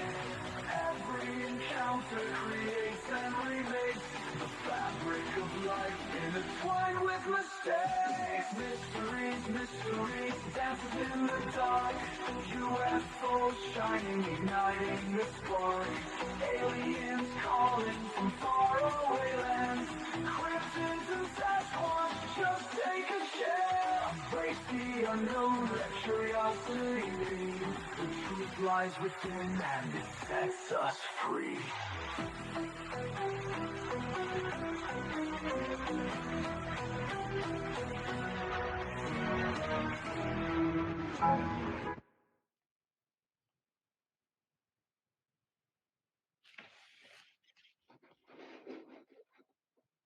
Hey, welcome back, everybody.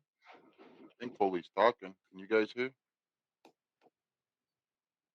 I don't think they could hear because I was muted. But yes, welcome back, Coley. everybody. Hello. So we got Tom Whitmore back with us tonight. So we are talking MJ12 and Rodney. I'm handing it over to you, buddy. Here we go. Well, Tom, there seems to be so many unreported cases too, and there's so many people that are coming forward in this time of disclosure. It seems like that no matter what Majestic 12 does, that they're not going to be able to stop it. if this is real phenomenon, we're all having these real experiences, and they're alien. Well, what we don't know, or what I don't know, is who has gone to the congressional people. I think there have been uh, some witnesses that have approached and reported to people in Congress that we don't know about.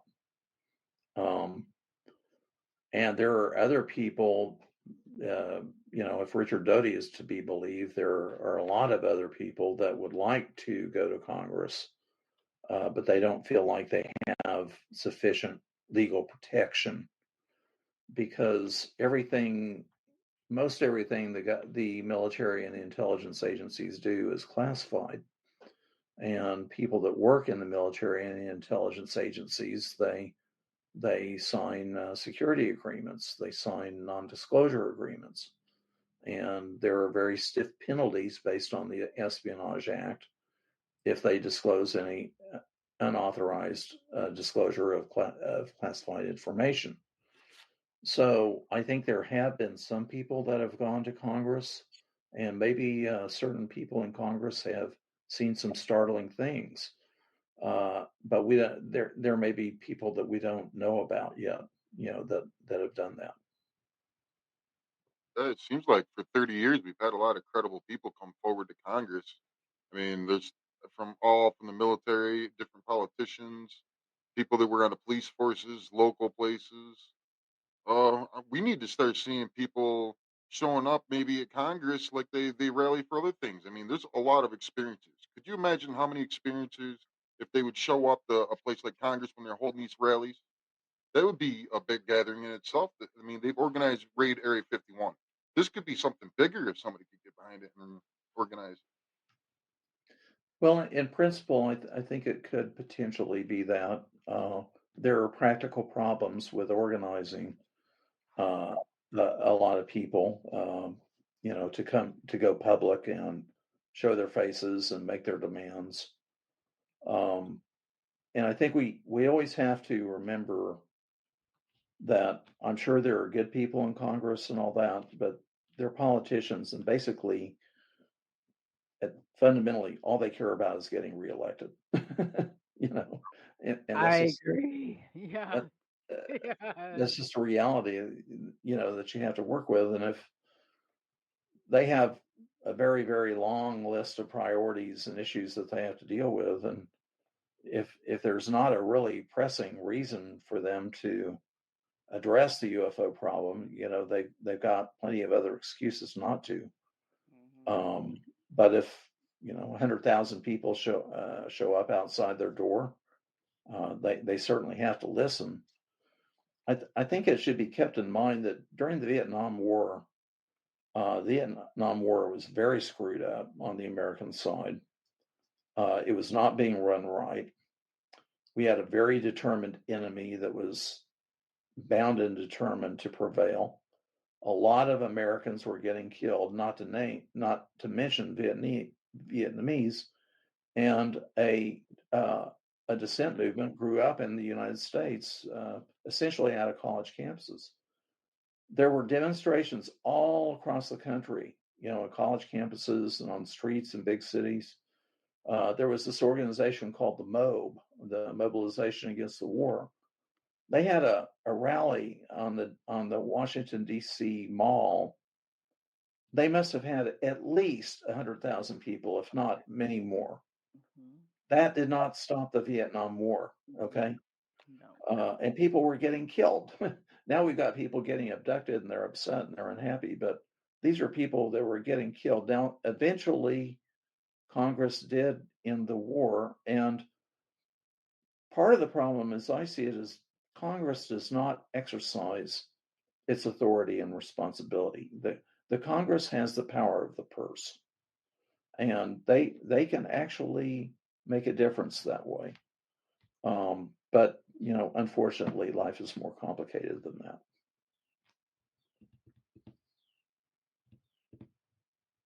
Yeah, it does seem like that the I don't know. What do you think, Coley? I definitely agree with them. I think that life is definitely more complicated, and they put these things in there. But I do believe from all the research that I've done, and especially talking to Tom, like the STAR research team, let's say the Roper's poll with um, some of the government agencies that have been looking for the experiencers. We've always been told from the experiencer side, they don't care what you say. They don't care. Like Tom said before, here we are running our mouths, but that's truly like, I think this is better than running their mouths, though, because if we did organize and show up in public, they would sabotage it like other. I'm not going to mention any things, but You can mention them. But let's just say that they're putting them out there. Like, so we're out there running our mouths and now they're all transcribed. So now everybody, like when I look myself up, I see yeah, I'm not that organized. I don't know about you, Rodney, but I am not that organized. And I see like pages of stuff coming up under me. And so I'm like, wow, going from not being, the government doesn't give a crap what you say or what your experience was, now we're going to come for the experiencer is a whole different way of life. So, I guess I'm so torn on this, and I'm so torn. What is Dodie? And I know Dodie's been like a topic, and anybody who doesn't know Rick Dodie, I'm gonna say like I really do, and I understand his dad's been in this, he's been in this, he might be counterintelligence, but as Tom said before, there's always a nugget of truth in all of this. So, and hearing what he has to say and about the experience, and Bassett and some people outside of this, it's very interesting. Where do you think it goes from here, Tom?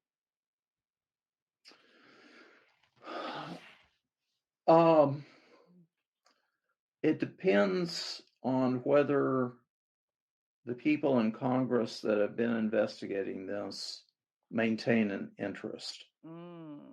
Now, as I mentioned before, the Pentagon has stonewalled this whole thing, and which they can. They're a separate branch of government, and the Congress can go to the Pentagon and they say, we want to know X, Y, and Z, and the Pentagon can say, well, we're not giving you that information. And what are they going to do about it?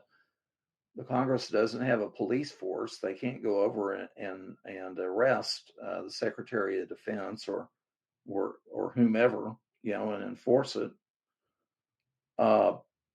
And even if they wanted to go to the Justice Department is within the executive branch. So, if they maintain an interest, I think that we will eventually make some progress, but not a lot. And I think that, I know this isn't a popular stand to take, but I think that the Pentagon strategy is just run it along, stonewall, delay, deny, deceive, and keep doing that long enough, and eventually people will lose interest and move on. They'll have other things to deal with. That's what I think will happen. It's not what I want to happen, but it's what I think will happen. Do you think they're just trying to desensitize the people like they always do? Like, oh, let's release this movie, and you guys are never gonna, it's like Independence Day, and they're all coming. Do you think it's all to desensitize us? What do you think the game is? Because I really feel like if they came out now and they're like, oh, no, what they're telling you is true, what's happening is true, that do you think people would freak out? Is that the real reason they're hiding this? I don't believe it. I really don't. I feel like people would be able to better accept that than some of the things that are going on right now in our government. I used to be a little bit doubtful and skeptical that people in the government agencies cared about the UFO groups, but I've been quite sure, and I'm still quite sure, that one group that is interested in the UFO community is Hollywood. Okay.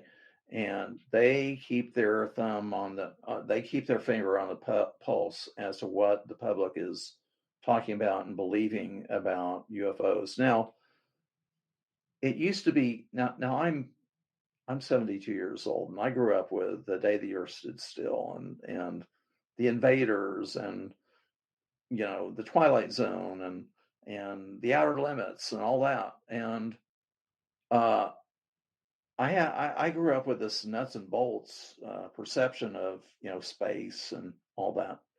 Now things are different. It's all dragons and castles,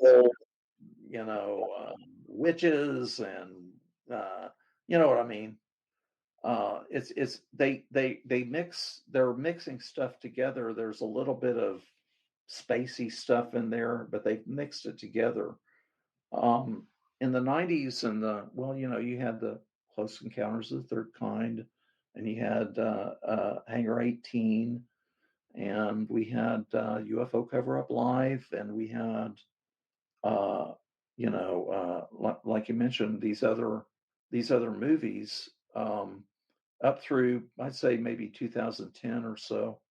But like I'm saying, it's the younger people now. My daughter is 30 years old and she plays Dungeons and Dragons. Okay. I mean, the mentality of the younger people now is different than the mentality. It totally is. I tell my son, I said, your generation, my generation might be a bunch of degenerates, but your generation thinks they can make up total definitions of things that already exist. I agree. I'm with you on that one. But I do think that, see, Hollywood wants to make money. They'll go after anything they think they can sell, that can sell legally, and maybe not so legal. But they pay very close attention to what goes on. And now, because of the studies that I've been doing, I do believe that certain elements within certain agencies are paying attention to us. Now, I'm not saying they do anything about it, but I think that they are paying attention. Especially now, you got to realize that, so there are certain people in the Pentagon that are it's been rather disquieting with all of this so-called disclosure movement and all of these Freedom of Information Act requests that are filed and all of these congressional, demands, and they've got witnesses going, over to Congress and talking to them. The Pentagon is probably feeling the heat.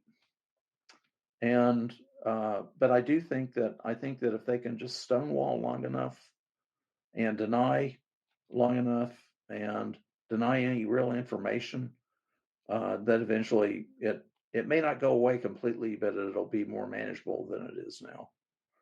And I'd like to point this out. Have you ever noticed that if we want to see a UFO video like the Tic Tac, and all of these, we get to see 3 seconds or 2 seconds of it. And well, why can't we see the whole thing? Well, we don't want to disclose sources and methods. But then when we get into a war, they're more than happy to show us their cruise missile blowing up some building or another. Okay. They don't seem to be so worried about sources and methods then. Have you ever noticed that? Yeah, I was thinking about bringing that up. You got Lou Elizondo, who is also a former intelligence of some sort, like Doty was, and they talk about all these the Tic Tac, the Go Fast, and the Gimbal. But we know that on each side of the coast, they were surrounded for 2 weeks by dozens of crafts. They got footage on radar. They got all kinds of uh, evidence. Then we know they do. They told us that anyways. That's what Lou Elizondo said, right? Yeah.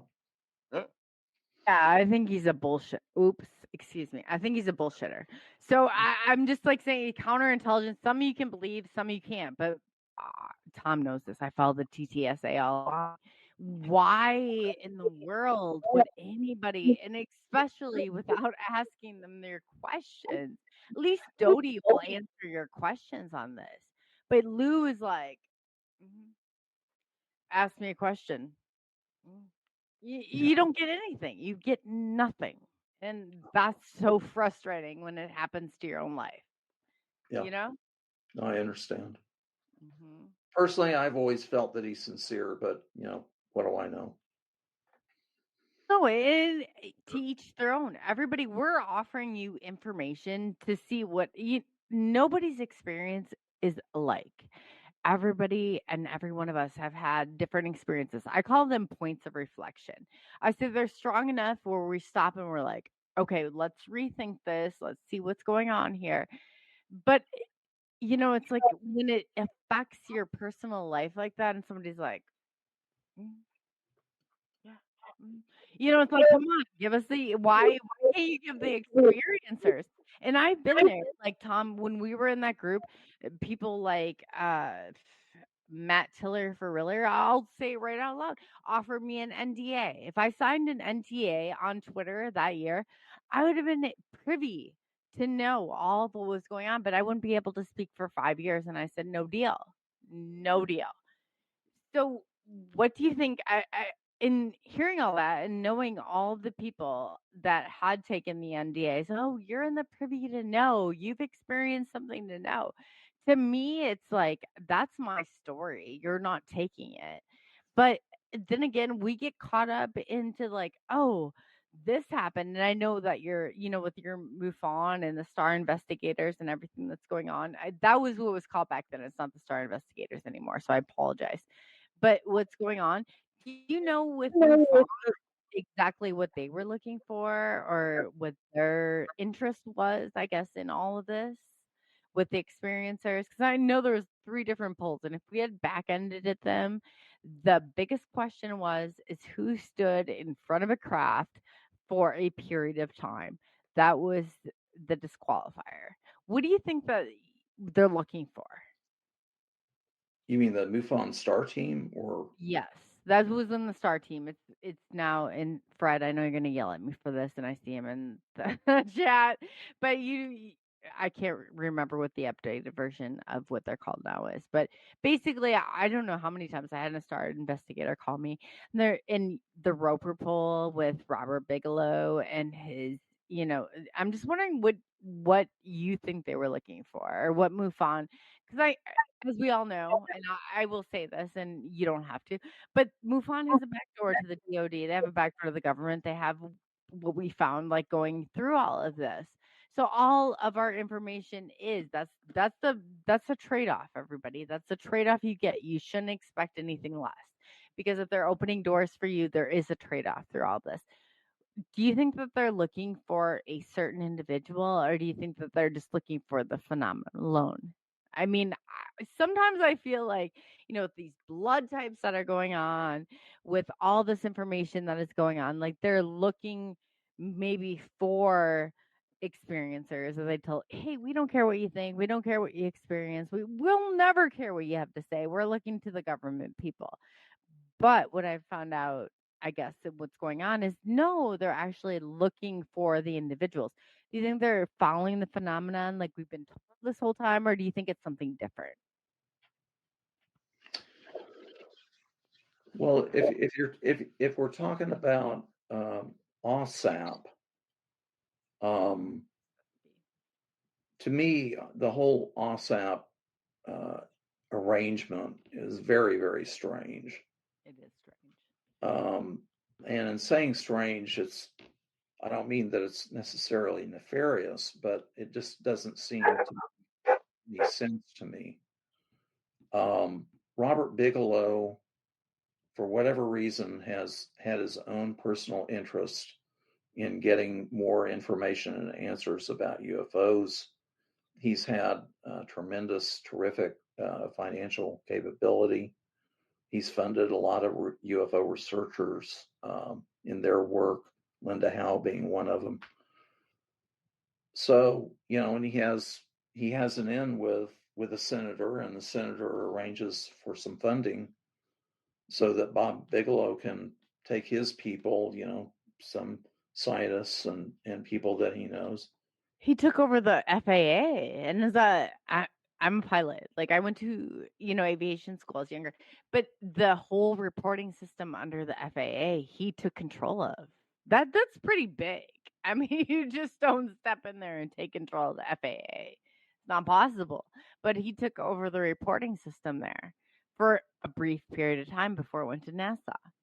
So have you heard? I know as the inside goes, and you're pretty up there, Tom. I know you're very you're very like Tom.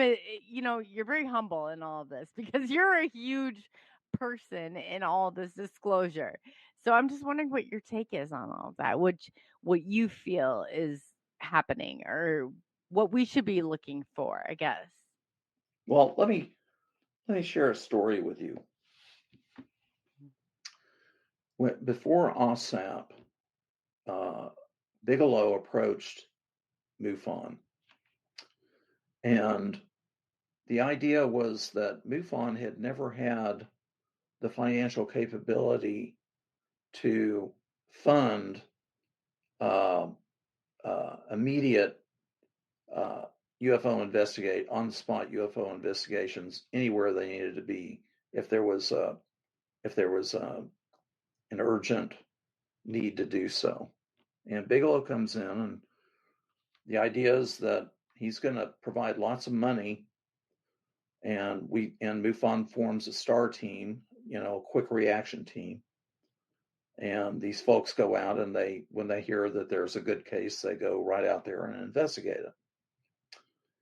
And so, where's the money coming from?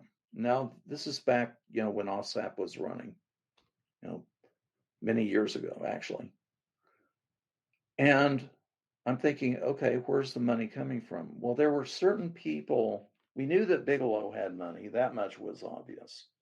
But there were two other people that funded, occasionally at least, certain UFO efforts. One of them was, at the time, the Crown Prince, who's now the Prince of Liechtenstein, Prince Hans Adam. And the other one was Lawrence Rockefeller. So I'm on the board and I'm asking, okay, so where's this money coming from? Well, private donors, Prince of Liechtenstein types. And okay, and so they do OSAP, and everybody goes on their merry business. I go on my merry business. 2017 comes along, and the New York Times article comes out in December of 2017. And I'm reading this thing, and I put two and two together that it was government money that funded it. Okay, and I hit the ceiling. Okay, because I knew that at least one or more MUFON board members were withholding that information. They were withholding material information from the rest of the board. Okay? That's my story. And I remember coming out. Like, I remember contacting you and be like, hey, Tom, there is a back door here. And I remember talking to Iowa and saying, I'll talk, you know who I'm talking about, the leader of MUFON. Then I'm like, there is a back door here. There is a trade-off here. And I remember we found like one document out of all of it. And I have to say, Tom has so much integrity. He has so much. You've never ever tried to hide that information from me or from anybody, and you've always come forward with it. So I'm just wondering, that's why I think that the people need to know about you. People need to respect everything that you have done and everything that you have told, because you've told the truth. When we found the truth, you told the truth. So what do you think? I know that right now the DOD and everybody's, oh, that's crazy. The MUFON. I'm like, if you're crazy, if you don't think that there's a trade-off for this. MUFON comes and investigated. These are people who volunteer their time, like Fred, who's in our chat, and who do all this. But you'd be crazy to think that our government didn't have access to this information. What do you think they're looking for? It's so hard to say because there's a fellow that wrote a book that was on the radio, and he was promoting his book, and he was claimed to be an abductee and that he had had very, very negative experiences. He claimed that the aliens had tortured him on a number of occasions. And concerning this whole question of my lab's, military abductions, his claim was that when abductees come back, they're very psychic. They have a very psychic thing going on. And that's when the military people show up, because somehow they want. Now, this is just what this guy is saying. I don't know if it's, what's really going on. But that might be one reason, that we're getting these My Lab rumors. And it might be something that at least part of the structure out there is looking for, that there is a psychic,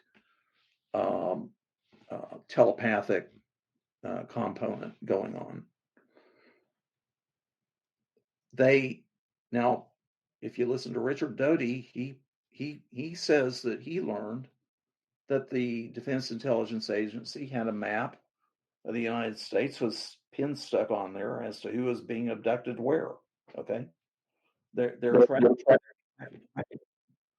I can't just call up the Defense Intelligence Agency and say, "Is that true?" Or if I filed an FOIA request, they're not going to tell me. But that's another possibility that they're tracking abductions. And then they've got the Pentagon does have high technology, highly classified programs that they're protecting. They have security, and they want to keep not only the U.S. people, but they want to keep foreign adversaries away and not know what's going on. Now, I don't know how successful they are at doing that. So, the more spy books I read, the less I think that they're very successful at that. But that's another thing that they're tracking. They want to know what information is going where. And there was a paper written by a person in the CIA that said that some people in the CIA were getting concerned in the 70s that UFO people might be approached by, Soviet spies. There's a little thing that went on in the early 50s called the Robertson Report. And it was a couple of meetings by some scientists, and they looked at a couple of UFO films and went through some information, and they wrote up their summary. But the most interesting thing to me was that they said that UFO groups needed to be monitored. Now, this is going way back to 1952. Okay, 1952. You're right. Anybody will tell you there's 2 in every group. There's 2 now watching. Yeah, and they specifically mentioned APRO, okay, the Aerial Phenomenon Research Organization, which during the 50s and 60s and into the 80s was really,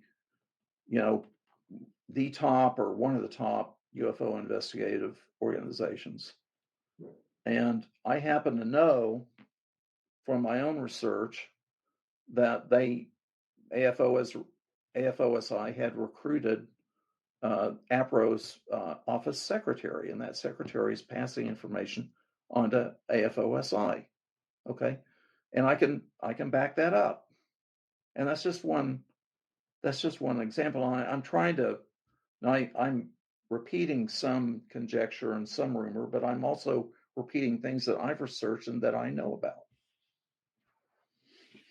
So, is there any cases that you think that are more stand out? Like, yeah, this is definitely there's something going on with this one. Like most recently, we had the Miami Mall incident, but before that was Las Vegas landing.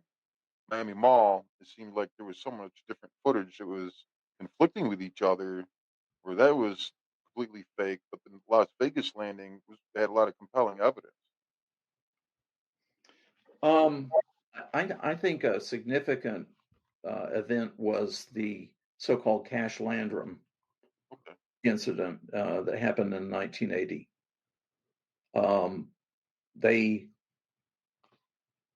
The people involved were driving down a road at night in East Texas, and this craft comes along and it's emitting heat and radiation, and the women were exposed to it, and one of them had apparently some pretty serious health problems because of it. And there were a lot of helicopters surrounding the craft, and any attempts to get any information about it were absolutely, completely stonewalled. Okay.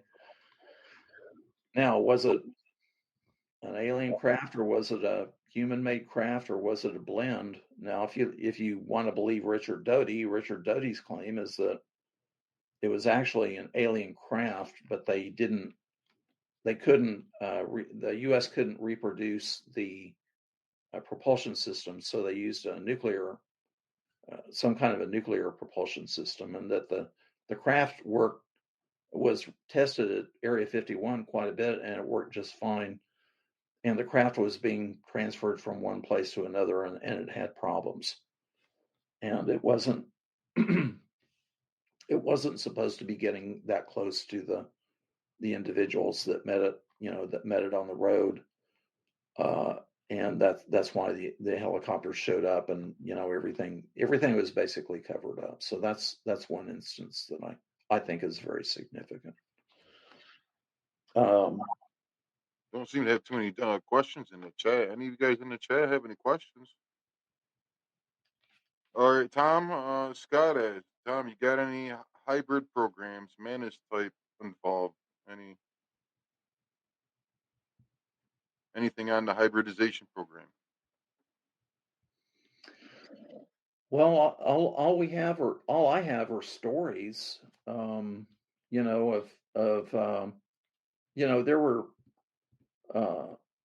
there were reports of abductees, and this is going back 20, 30 years or more, of women that, they're abducted and they're basically sexually molested in kind of a medical scenario with the aliens, and then they're pregnant. They were pregnant, and then the pregnancy goes away. The doctor can't explain it, and then later they're abducted. They're taken on board a craft, and they're shown this hybridized baby, and they're asked to hold it, or something like that. We were getting stories like that.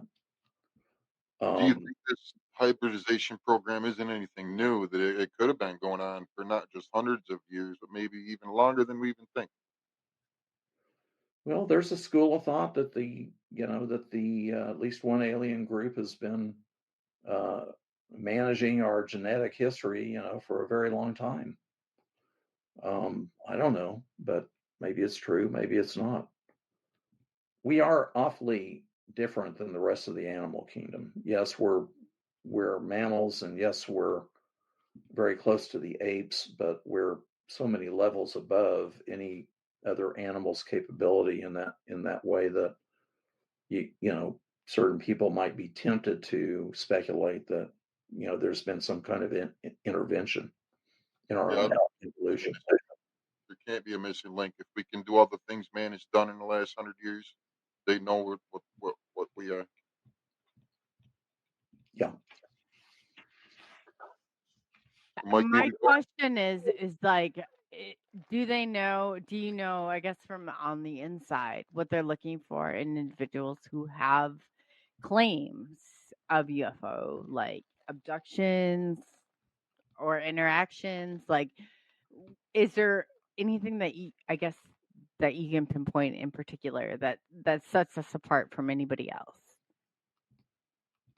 So I want to make sure I understand. You're asking, right, what do the military and intelligence people want to know from abductees or experiencers? Or who are they trying to identify, and why? Like, is there certain characteristics, or is there certain people that are watching? I guess, what's your whole take? Because you had a great perspective on where you stood with the MUFON board and all the research you've done. What are you finding, I guess, as maybe even patterns or anything that you felt they were looking for in any of us? I really can't say anything more than what I've already said tonight. I do think that if Richard Doty is to be believed, and if what he's said is correct, that they are probably tracking how many abductions are taking place based on whatever information they can collect, and maybe they're sticking pins on a map, that kind of thing. They don't necessarily have to operate covertly. There's so much information in the UFO literature. There's open source information, and there's information on the internet, and there is social media. There is this program, Tom Whitmore saying what he thinks is going on, and they can just watch and listen and collect, and they may not have any one thing in particular that they're looking for. Now, if there are several groups of aliens operating here, and apparently, assuming that aliens do exist and that they're doing things here, there are probably several groups, and they may be trying to track that, which group is doing this, which group is doing that, that kind of a thing. Just normal intelligence work, really. It's just like in intelligence, you want to know, what is the enemy doing? How many tanks does he have? How many airplanes does he have? How many airplanes are sitting at what, military base? That kind of a thing. So they're collecting data about issues that whatever they see as being important. I think there was a question: have I ever talked to Ryan Wood? Yes, I know Ryan Wood. I talked with him. Had coffee with him at the Contact in the Desert just a couple of months ago, and I've known his father for many years. His father was on the MUFON board, and he was very kind to me. I considered his father a dear friend. I visited his home more than once. Him and Linda Wood. Bob Wood was. He lived into his 90s. He's deceased now, but he actually let me have his whole MJ12 file, 9 boxes of material, and we had them shipped to my apartment in Washington, and I photographed it all, and I have it all on file, and then I shipped the boxes back. So yes, I know Ryan Wood. Now I don't know Ryan well, but I know who he is. He knows who I am and all that.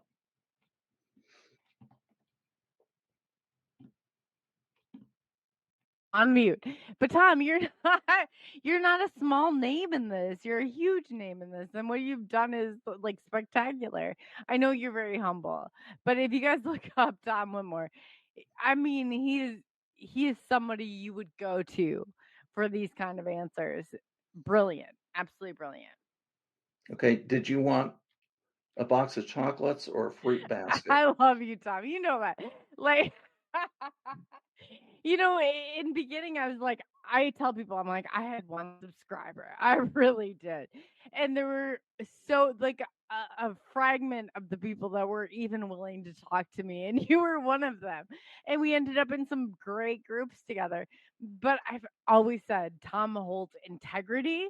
He holds the truth, and he won't like hold back on telling you what he knows. Like I've seen how you. And Doty, I'm sorry, but you don't hold anything. It's Tom Whitmore on this one. Because I said it, Tom, you didn't say it. So I've seen you go after the answers, and I love it because I've looked up people's dog missing information to find out their contact information.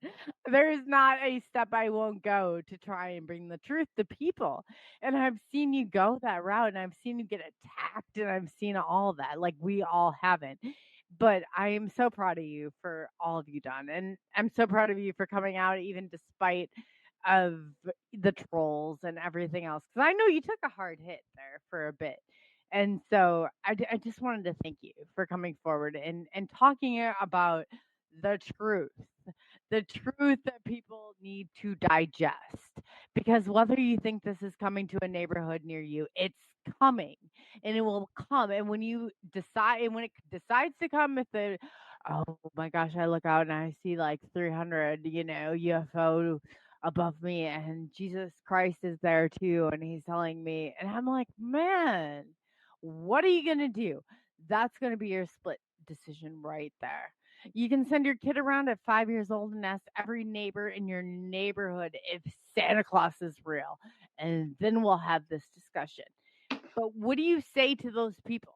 They're like, the vacation's coming. I'll jump aboard the UFO, blah, blah, blah. Or you have the devil is there. It's like there's no middle ground for this. There's no Well, how do people digest this? some people are hung up on MUFON. Like, the problem is MUFON. Let me tell you something. Since 2017, there are a whole lot more UFO groups.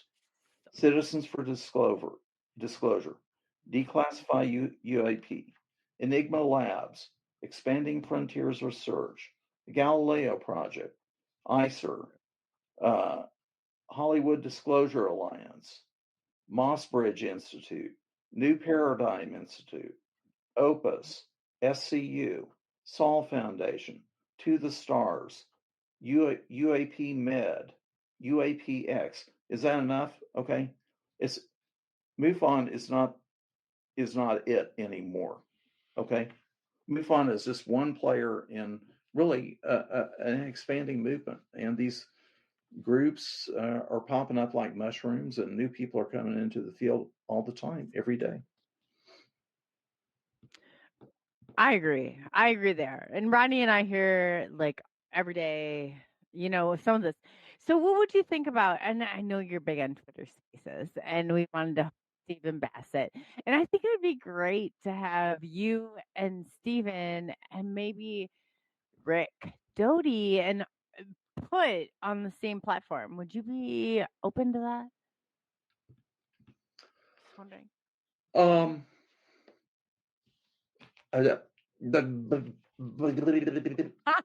I put you right on the hot chair.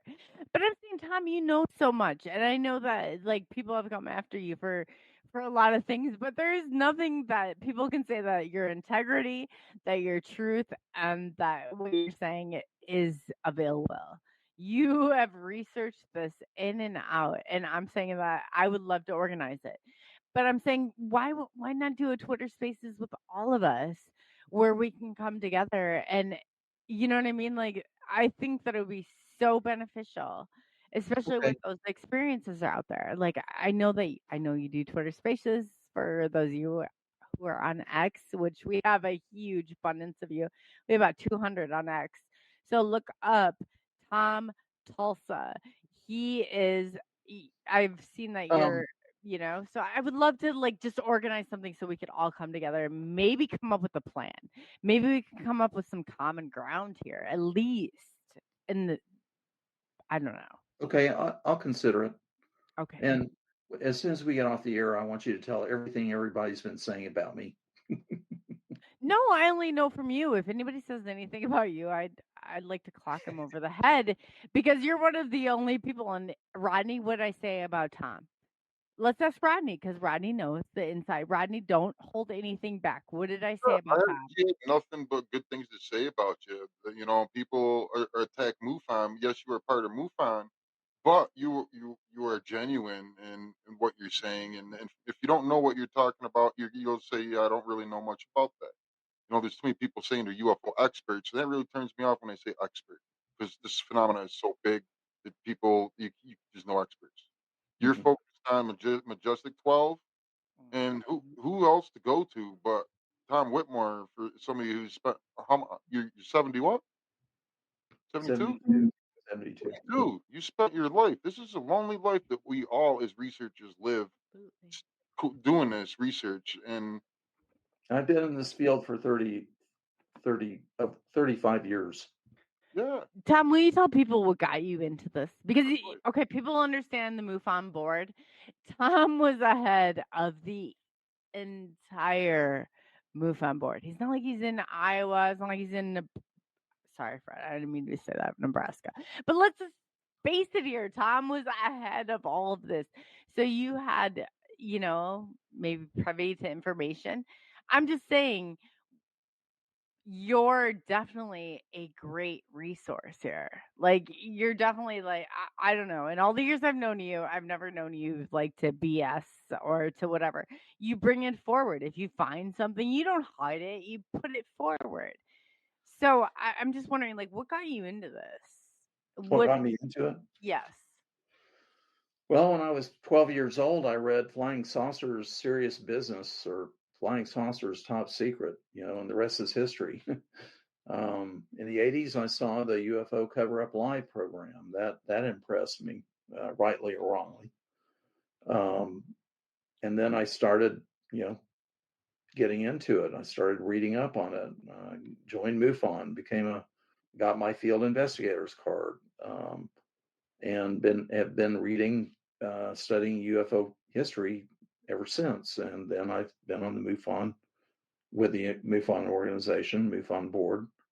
And then I had done some internet research when the family was still around, and then after I retired, I've been devoting myself to this project. So I I know learned you a have. lot. You And moved all the way out to Washington, D.C. I remember when you did it. And you were there because you're like, the archives are here, the libraries are here. So you were right there. I mean, who does that? If you're not that dedicated to it, you're not going to move out to Washington, D.C. You're not going to go through all this. But I saw you do that. And I saw yeah, you do it for such a purpose. What is your connection? Like, why help us? Why help the people with I help why you. UFOs? Yeah. Well, I meant to ask you, to what address should I send my invoice? I'll text it to you after. Tommy, you know I love you to death. Like, I swear to God. Like I said to Rodney, I said, there's a point where I only had one subscriber and it wasn't that great. So, I mean, I came in contact with some great people like yourself, and we ended up in groups together. And thank God, because I wouldn't be able to ask these questions. I'd be asking them to myself. So that's why, and through all this, I was told I'm here for communication. So here I am asking away at those questions nobody wants to ask. But I'm telling you, Tom Whitmore right here is such a resource for information that you don't even know. And even when I came at you with MUFON and all the DoD stuff and everything else, you didn't just shut me down. No, you helped me out, and that says so much to me. And I'm saying, for your integrity, and anybody who knows me, they're like, "Oh, Coley." No. Tom was there, and he was more than willing, and I didn't have to threaten him. I didn't have to hold him hostage. Right, Tom? I mean, we were just instantly like friends. You were great. And as a non-experiencer, that's huge. That's huge to an experiencer, especially with somebody with your wealth of knowledge, to your wealth of people that you know and everything else. Like, you're amazing. You're in the history books, Tom. You're in the history books, whether you want to be or not. You're there. So, what advice do you offer to the rest of us? Well, I don't know. I guess I like people, and I like to talk, and I have a lot of opinions, and I enjoy discussing the subject. I live alone and I work alone, and there are times I like to get out and talk with other people and share at least some of what I've learned. Now, I am withholding a little bit of information because I don't want to spoil the book. Okay. Right. But you're getting, 95% or more of every. You can go on my blog and see a whole lot of stuff, as you've mentioned. Yeah. And I recommend people, if you want to read up on this subject that I deal with, if you go in and read my research papers and look at my endnotes and my appendices, you'll have plenty of material to study. Okay. So true. And you're not going to BS anybody. So where do people find you, Tom? Other than Tom Whitmore at your blog, where else can we find you? Other than Tulsa Tom on Twitter. And I swear to God, if those trolls come after you, Tom, you just tell me. You just tell me, because I'm going to come after them. Because if you shut Tom down, I swear to you again, Like, Is it okay if I he's call a you at friend 3 for in the me. I'm gonna morning? come for you. Go ahead. What's sorry? Okay, I'll call you at 3 in the morning if something happens. Right, you know you can. You know you can. And we've talked about this, and there's been people in our groups or whatever. But I know some of you come for trolls for Tom. And if you come for Tulsa Tom again, or Tom Tulsa, I'm going to come for you. Because I want the truth out there, and I don't want him shut down again. I think you should have a wide communication open, because you're one of the best in my book. Okay, well, my blog is tomwhitmoreblog.wordpress.com. It's tomwhitmoreblog.wordpress.com.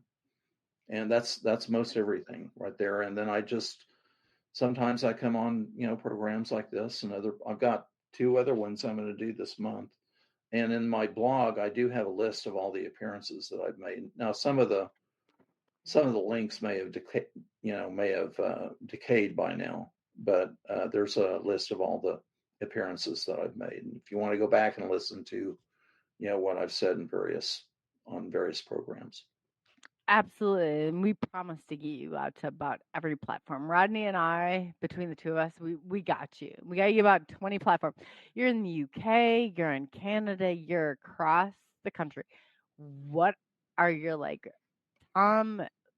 if you had an experiencer in front of you, or you had this whole thing in front of you, what advice would you offer to somebody? Like, what are your words of wisdom? Well, I do know this, that typically when a person undergoes an abduction or some kind of an experience, they want somebody to be able to tell them what happened to them. They want an answer. And we don't necessarily have definitive answers. Okay. Now I can tell a person, what I've read about and what I've heard about and what seems to be going on. And I would tell the person that if they have the presence of mind, the stability of mind, to do what I mentioned earlier, which is start reading up on the UFO field and start learning more about it. Because if a person hasn't been interested in the subject and doesn't know anything about it, and something like that happens, they don't have any context. Okay. So start reading, I can recommend books to a person. Start reading. If there's an abduction support group in the area, I could recommend that. At least they can talk with other people about what happened to them, maybe get some support. Take a chance with a psychologist, to talk to about it, or a priest or a minister, someone that's halfway sympathetic. Okay. And like I mentioned, there's the MUFON ERT. There's the ERT. Rodney has a great group, S.T.TAR. Rodney, you can tell him what it stands for. But we're trying to, Rodney, go ahead. Sorry. We're trying to get people to organize and realize, there's so many experiences on every continent, and that they're not alone, and they're how different they are, and that they don't need to be afraid to express themselves. It's STAR. The acronym is support for those abducted and returned, because we are millions, and we do feel like we are disclosure. We keep doing what we're doing here tonight. Mm-hmm. That's a good thing. I wish you luck. Thank you. Well, Tom, we're going to ask you on air, since, if I ask you behind the scenes or whatever, people want a part 2. They want to know where you're coming, your book, all that information. I've seen it in chat. So when can we expect your book? When can we expect you to come back on? When do I have to harass you? Well, if that means calling you in the middle of the night, Tom, when do I need to do this? Because we want you back on. I love you to death. I really do. You've been one of the closest people to me through this whole journey, and I just definitely, I remember that. Well, as for the book, it's going to be a long time. Okay, it's just going to be a long time, and I wish, frankly, I've been working on this for years, and I wish I had it behind me, but I've still got a lot of work to do, and it's just going to take time. That's all I can say. And like I said, I'm not working against a deadline. I don't have a publishing contract or any of that yet. Now, when What I if I get, could find you one? What if I could find you well, one? once I get the book essentially written, then I'll go, find a literary agent or find publishers that would be interested. Well, Rodney and I have some contacts. So if anybody is listening to this, and I'm going to email this to you, listen to Tom Whitmore because we want his book. We want his story. We want his information. So, again, Tom, when can we have you on for part 2? Well, at least until tomorrow morning. I need to go to bed and get some sleep. Well, okay, we'll respect that. So, if anybody has any last minute questions, please ask Tom. Tom is definitely one of my I from start to finish, you're definitely one of the people that have been there for me. So I love it because all the people have heard me talk about my story, but I love it when I have somebody that I'm like, Tom, no. Tom has been there on Twitter. He has heard this whole Coley craziness and my whole story, but yet you were so much, and Fred and like some of the rest of the people in our group, like it's just so amazing. So I just, we want to have you back on. I know I've been harassing you for quite some time and pulling the oh, please come on, Tom. Maybe October. Let's try October. How about that? I'll take it. Rodney, October, work for you. We'll take it. Great. We'll hold you to it. We're holding you to it. Yeah. So again, if anybody has any last minute questions for Tom, but Tom, again, tell our audience because this is going out. This is going to go to about 20 more platforms. Tell them where they can find you. Tell them where they can ask you questions. Yeah. Like I said, I'm on tomwhitmoreblog.wordpress.com, and I'm on Twitter at Tom Tulsa. That's at Tom Tulsa. I don't do a lot on Facebook. I do have a Facebook account, but I don't post on there very much. But I'd suggest either my blog or Twitter. Okay. And you're open to a maybe collaborative Twitter Spaces between all of us? Hugs? Sure. Hugs, Tom? Sure. He's gonna call me after this and be like, "What the hell are you thinking?" I know, no, but really, Rodney and I, we would love to join you on your Twitter Spaces, and we would love to be a part of this. So, anyway, Tom, thank you so much for your time, and we know that we've taken a lot of it up, and we just want to thank you so much because I've been waiting for this. I always, when I ever hear Tom Whitmore, I'm like, oh, Tom, he's been there. Like, you're one of those initial people. You're like that rock in my life. So there's those people in your life when you're like all this craziness is going on. Somehow I found Tom Whitmore. Tom Whitmore found me. However was the case, we came together, and I absolutely will tell you, he is one of the best. And thank you for having me.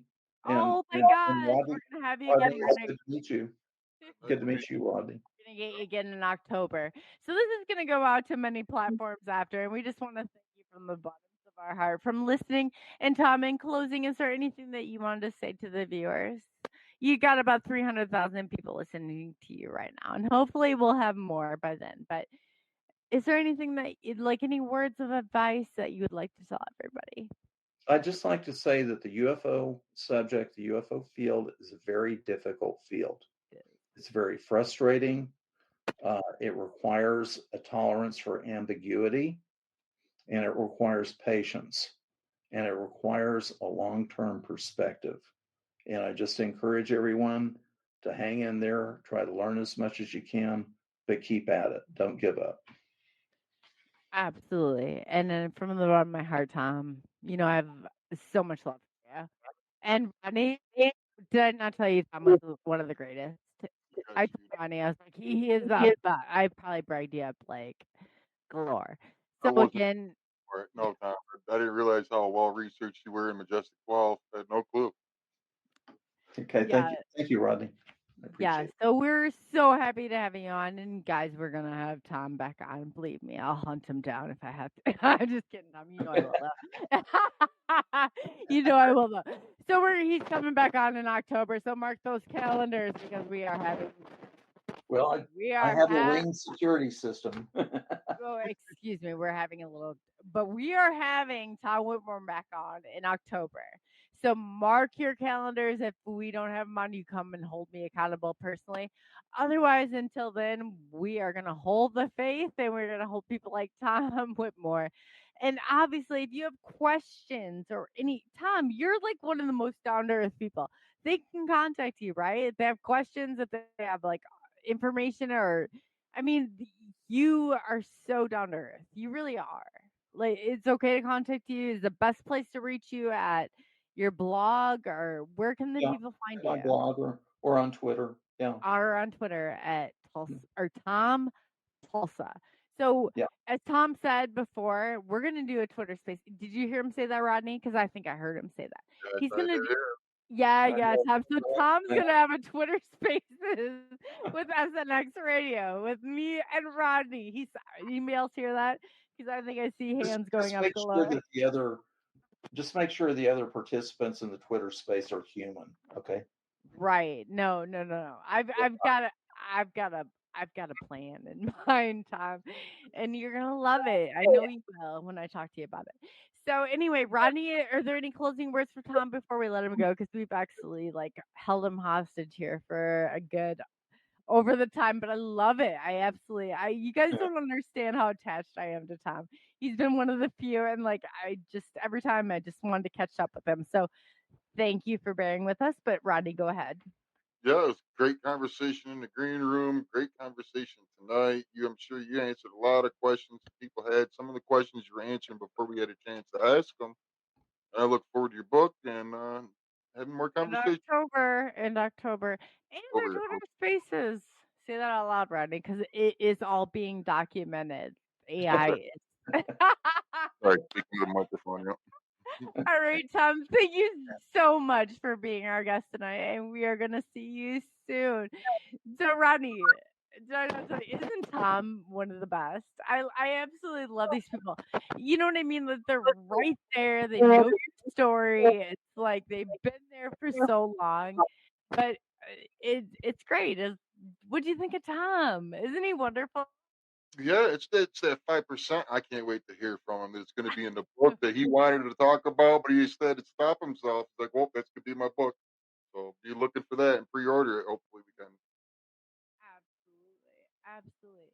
And your dad, is your dad still there? Can we No, get your no, dad on? he just went to get some pizza with the kids and then came back. But yeah, he's Aw. aware of all this. He knows it. But How long before your dad's gonna be back? I'm willing to wait here for like a couple minutes if you'd like. he just dropped the kids off and didn't come in. It's hard for him to get in and out anymore. Really, he's 80, just turned 85 on July 1st. Oh, that's awesome. Well, tell your dad happy birthday from all of us, and would love it. I absolutely love it. So, thank you for taking the journey into the unknown with us on X Radio. I think that my mic, Rodney. I'm gonna let Rodney take us out. Rodney, you've done awesome. I love this spot. I think I'm gonna take this When spot you permanently. guys don't see me here over on SNX Radio, I do spend a lot of my. That's the wife getting home right now. I spend a lot of my time on podcasting. It's audio only. We just listen to some 900 songs I've collected about this phenomena. Many of them from mainstream artists you don't even know about, from all genres of music and everything. That's all I listen to. I don't listen to mainstream music anymore. Coley's the woman. She has put worked so hard on all this. You guys have no idea how hard this woman works. I don't. What's it take to put this out to all these platforms between here and Andromeda Galaxy? I He mean, is so being nice, but I you have to know, brag about us for a second because we're like, we are not only here, we are bringing it in the UK and we are bringing it into Canada now. We are on about every platform, right, Rodney? I mean, like we're kind of like, I don't yeah, know, we're everywhere. coming in there. Yeah, we're coming in with a bang. So you can find us on what is it? Amazon, iHeartRadio. We're on UK. We're on Canada. There's a whole list. And please check out the S.T.A.I.R because that's Rodney and he's running that show. So he's doing a phenomenal job. And I have to say, we'll pat ourselves on. I'll pat. Oh, who do we got here? Oh, hey, girl. How are you doing? Hey, bring her on, Rodney. We want to say hello. Come on. We want to know. Yeah, Cassandra, get your ass back on here. I love you, girl. Thank you for all you're doing for our show. Hey, look at this is Rodney's girl. Hey, I'm so glad you're step on here. This is Cassandra. Look, yes. What do you think, girl? You are doing so much for our show, and we appreciate you guys so much. This is so exciting. Thank you. Anything you want to tell the audience? Is there anything that I mean, you're on there and you're commenting, and you know my love for you and your family is just unbelievable. Thank you for stepping on here.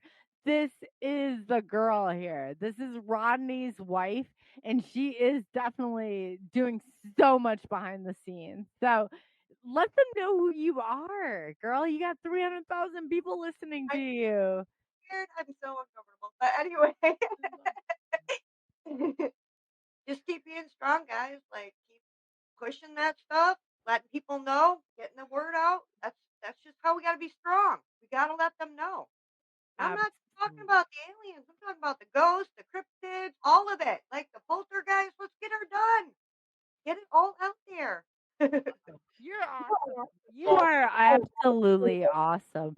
And I appreciate you sharing Rodney with the rest of the world here because we absolutely, and seeing all you've done, and I've told him a bazillion times, I was like, your wife is great. She's on here. She's like commenting. She's working the chat. Like, thank you. We just want to thank you on behalf of SNX Radio for being such, and for exactly sharing your husband with all of the world. So, and this is up there. and I love how you're doing it too, Rodney. Be like, so we just want to thank you from the bottom of our heart, like, and all the work you do in chat and all the work that you guys are doing, both of you, because I know it's such a huge sacrifice, but you know we love you. We are sending love to you and your family. Oh, look at we got Cassidy. Like, people are knowing who you are, Cassidy. Now you got, you know what? Now that you hopped on here once, you're gonna have to hop on here again. It's bound to happen. We got Scott Ross, and everybody's starting to recognize who you are, girl. I love it. They're all recognizing who you are. So, in watching the show, what do you have to say to your husband on behalf of all this? Because it takes a lot of courage. It takes a lot of like integrity. It takes a lot of all of that. And he's really hopped to the surface. And to see such a husband and wife team like that, you guys are amazing. You really are. I'm so proud of him. Super, super proud of him. Isn't that great? So, does your local people, do they see him as a celebrity yet? Because if not, we're gonna make it happen. He was in the parking lot the other night. Somebody walked by. They were like, "Hey, there's that guy that talks about aliens and UFOs all day." I love it. I love it. I love it, girl. And you know what? Anytime you want to come on here, or anybody that you want to have on here, like I said, I know Rodney told me you're like kind of like big into the paranormal, so we love it. You hop on, yeah, you hop on here anytime. You hop on here anytime, for real. Oh yeah. I love it. Yes. So on behalf of well, you know, as Coley, I probably like interrupt. I don't know. I would love to thank Rodney and his beautiful wife, as you guys see here, Cassandra. Right? She's great. She loves paranormal. She's totally backed Rodney up on this like journey, and we're so thankful. We are so thankful for you and your family. We really are. And I always tell him, I said, someday my son Brody and your children, I hope they carry on this legacy, because Rodney is as much as SNX Radio as I am. So we're, you know what I mean? Don't ever think that we are of equal value here. And here is him and his family and me and my family, and we are joining forces. So I love it. So thank you so much for you guys and your time and all the effort and everything that you put into all this. So I appreciate you. I appreciate you. And when Patrick Cross is on again, you got to get on there, girl. You got to get on there. Rodney's like, Mom, my what? I was like, so now that you're on here, so now you see it's not that bad. So even though we got like 300, 400 people listening to us now, and it's going to go up to like 300,000. You're doing great. It's not bad. No, it's not. You just think like it's me and you having a conversation, and we're good, right? We got. So I wanted to thank you though again for all the help that you're doing in our groups and in Rodney's group and in my group, and it's not just my group. I don't mean it like that, but I mean our group. So yes, I'm so glad our families. And so I usually tell Rodney, take us out, but tonight I'm gonna ask Cassandra if she'll take us out. All right. Stay weird, stay positive, enjoy the crazy. I love that because I'm all about that crazy. So thank you for taking the journey into the unknown with me, Coley. And of course, Rodney's beautiful wife, Cassandra, and their beautiful family. We thank so much for. So they've given up their time, their energy, and their alone time above all else, to be here. So, like I said, hey girl, you let me know who you want to get on here, and we can do some shows here. Rodney, if he's listening in the background, but we can do some shows here. I know you love the paranormal. Let's get you on. You're great. You do lovely. And oh, look at this. It's a Kodak moment. I love these two. They're like yeah. So again, Rodney, your wife took us out. Do you want to take us out a second time? I mean, you guys are beautiful together. I can't hear what you're saying. It sounds like you're saying rack, rack, rack, rack, rack, rack. Oh well, I'm saying, Cassandra, will you translate it for me? Go this way. I will have my mic fixed by next week. But Cassandra, will you tell Rodney again? Will you take us? Thank you for taking. Here, hold on. Don't forget, Let guys. me make sure I have this correctly. Right. Thank you for taking the journey into the unknown with SNX Radio. But let's let Cassandra and Rodney, the couple of the year, take us out. Bye, guys. Rodney, you need to give us some last words of encouragement here. Rodney, we need words. Rodney, where'd he go? Cassandra, no, we got all of them gone. Stay positive, guys. You're not alone. These experiences are real. No matter what anybody tells you, your experiences may be unique, might be different from other people's, but don't be afraid to speak out about it. If you are, sit back and listen to other people's stories and encourage them. It's strength in numbers. Amen. Cassandra, any last words? Does your wife have any beautiful last She's gone. words? She's gone. She's getting some pizza. She worked hard today. She already ran to the bedroom. Okay, we get it. Anyway, thank you for taking the journey into the unknown with SNX Radio. This is Rodney and Coley, and we will be joining you again next Friday. And I promise you, I won't bust my system here if Rodney doesn't bust his. But we love all of you, and we appreciate all of your love and support. And the growth. I mean, we'll have a list. Like I said, Rodney and I have grown. I mean, we are on so many platforms, we just don't even know how to tell you guys thank you enough. So we appreciate it. Yes. Thank you again. So absolutely enjoy your independence while you have it. We are going out. So again, thank you for taking the journey into the unknown with SNX Radio with Rodney and his beautiful wife. But we are going to head out. So in thinking about all of that tonight, realize, be good, be kind to one another. Know that, we're here to hold and support one another. So if the truth be known, let's tell it at all costs. At all costs. And if I can do what I got to do to help and support that, and Rodney, he's totally dedicated this too.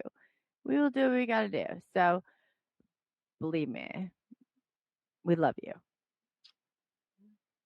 Please like, subscribe, comment, and share. Thank you again.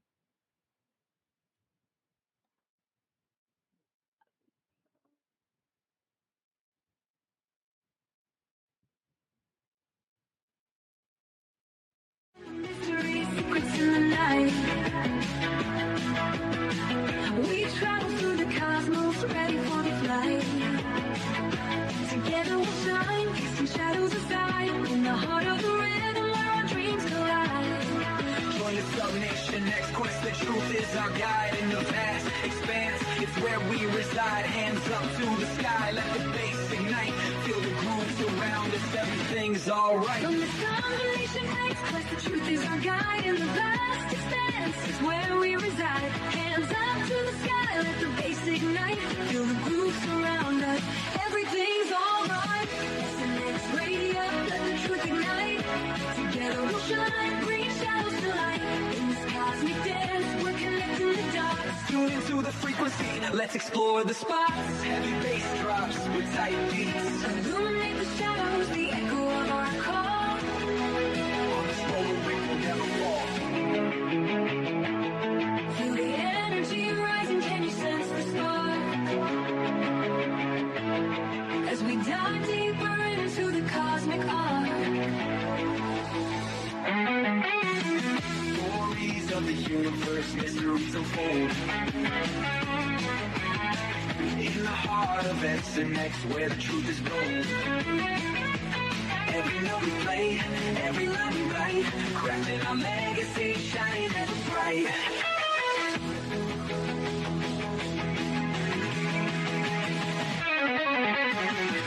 SNX radio, let the truth ignite. Together we'll shine, bring shadows to light. In this cosmic dance, we're connecting the dots. Tune into the frequency, let's explore the spot. Here in the spotlight, we're taking our turn. With the fire in our hearts, let the passion burn. As the next radio's call, ringing through the air. Together we rise, together we dare. So join us now, let the rhythm flow. With SNX radio, we're ready to go. Unraveling the mystery side by side, we stand hand in hand. In this dance of truth, let the story expand.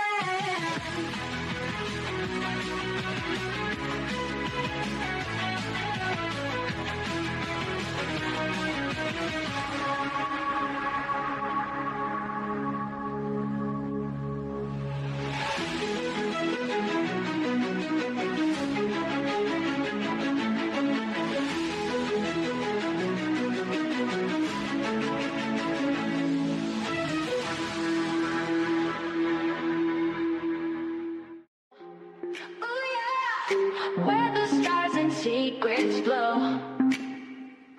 Subnation X radios glow. In the night we'll ride the show into the unknown, unknown. Where mysteries are shown. Dance to the beat we own. Come with us and let it go. Night sky whispers in the dark.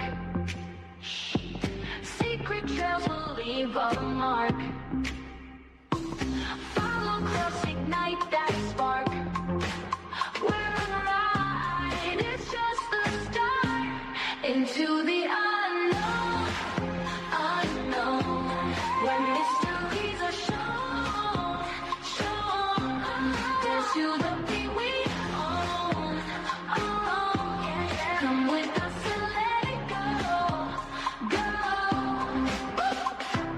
Feel the rhythm, feel the night. Every heartbeat, pure delight. Mysteries come to light. Hold on tight, it's out of sight. Into the unknown, unknown. Where mysteries are shown. Dance to the beat we own. Come with us and let it go.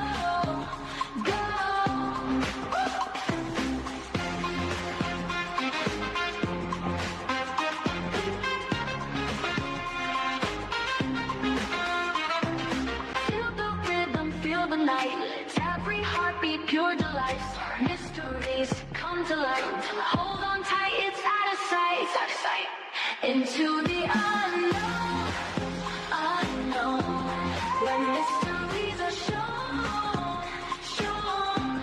Dance to the beat we own. Come with us and let it go.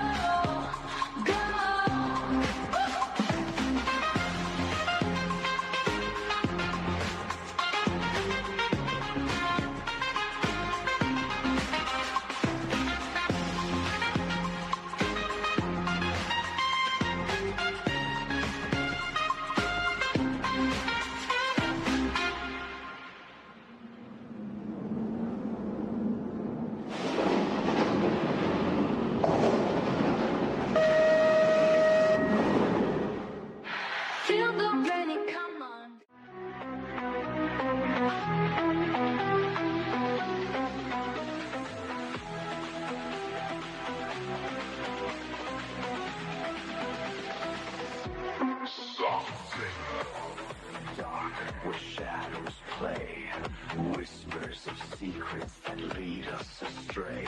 Lights in the sky, they flicker and fade. Questions arise and truths are betrayed. Echoes of voices from ages long past, glimmers of knowledge ready to last.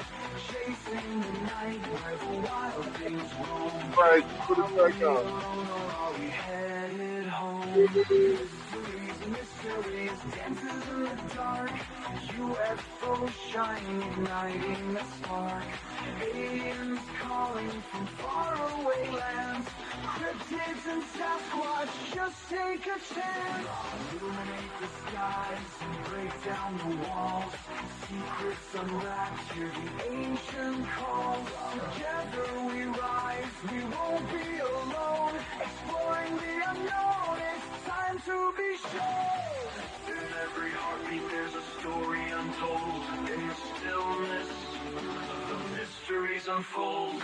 Off-world entities drifting through time. Paranormal whispers so hauntingly sublime. In the silence of night, there's magic to find. Embrace the enigma, let go of your mind. Eyes in the woods, they dance in the mist. Cryptids and legends, a chance we can't miss. Conversations with experts unravel the threads, connecting the tales of the living and dead. From the depths of the ocean to the stars up high, the stories we chase will never die. Every encounter creates and remakes the fabric of life intertwined with mistakes. Mysteries, mysteries, dances in the dark. UFOs shining, igniting the spark. Aliens calling from faraway lands. Cryptids and Sasquatch, just take a chance. Embrace the unknown, let curiosity be. The truth lies within and it sets us free.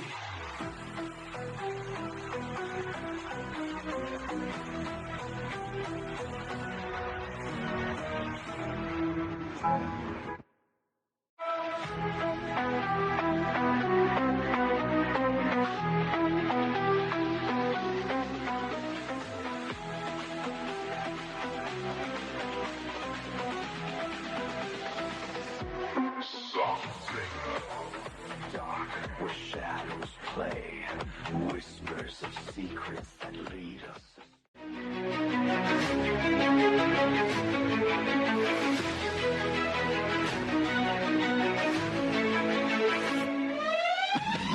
Unraveling the mysteries, secrets in the night. We travel through the cosmos, ready for the flight. Together we'll shine, casting shadows aside. In the heart of the rhythm where our dreams collide. Join the sub-nation, next quest, the truth is our guide. In the vast expanse, it's where we reside. Hands up to the sky, let the bass ignite. Feel the grooves around us, everything's alright. From the sub-nation, next quest, the truth is our guide. In the vast expanse, it's where we reside. Hands up to the sky, let the bass ignite. Feel the grooves around us, everything's alright. Listen, next radio, let the truth ignite. Together we'll shine, bring shadows to light. In this cosmic dance, we're connecting the dots. Tune into the frequency, let's explore the spots. Heavy bass drops with tight beats. Illuminate the shadows, the echo of our call. On this road we will never fall. Feel the energy rising, can you sense the spark? As we dive deeper into the cosmic arc. Stories of the universe, mysteries unfold. In the heart of SNX, where the truth is gold. Every note we play, every line we write, crafting our legacy, shining ever bright.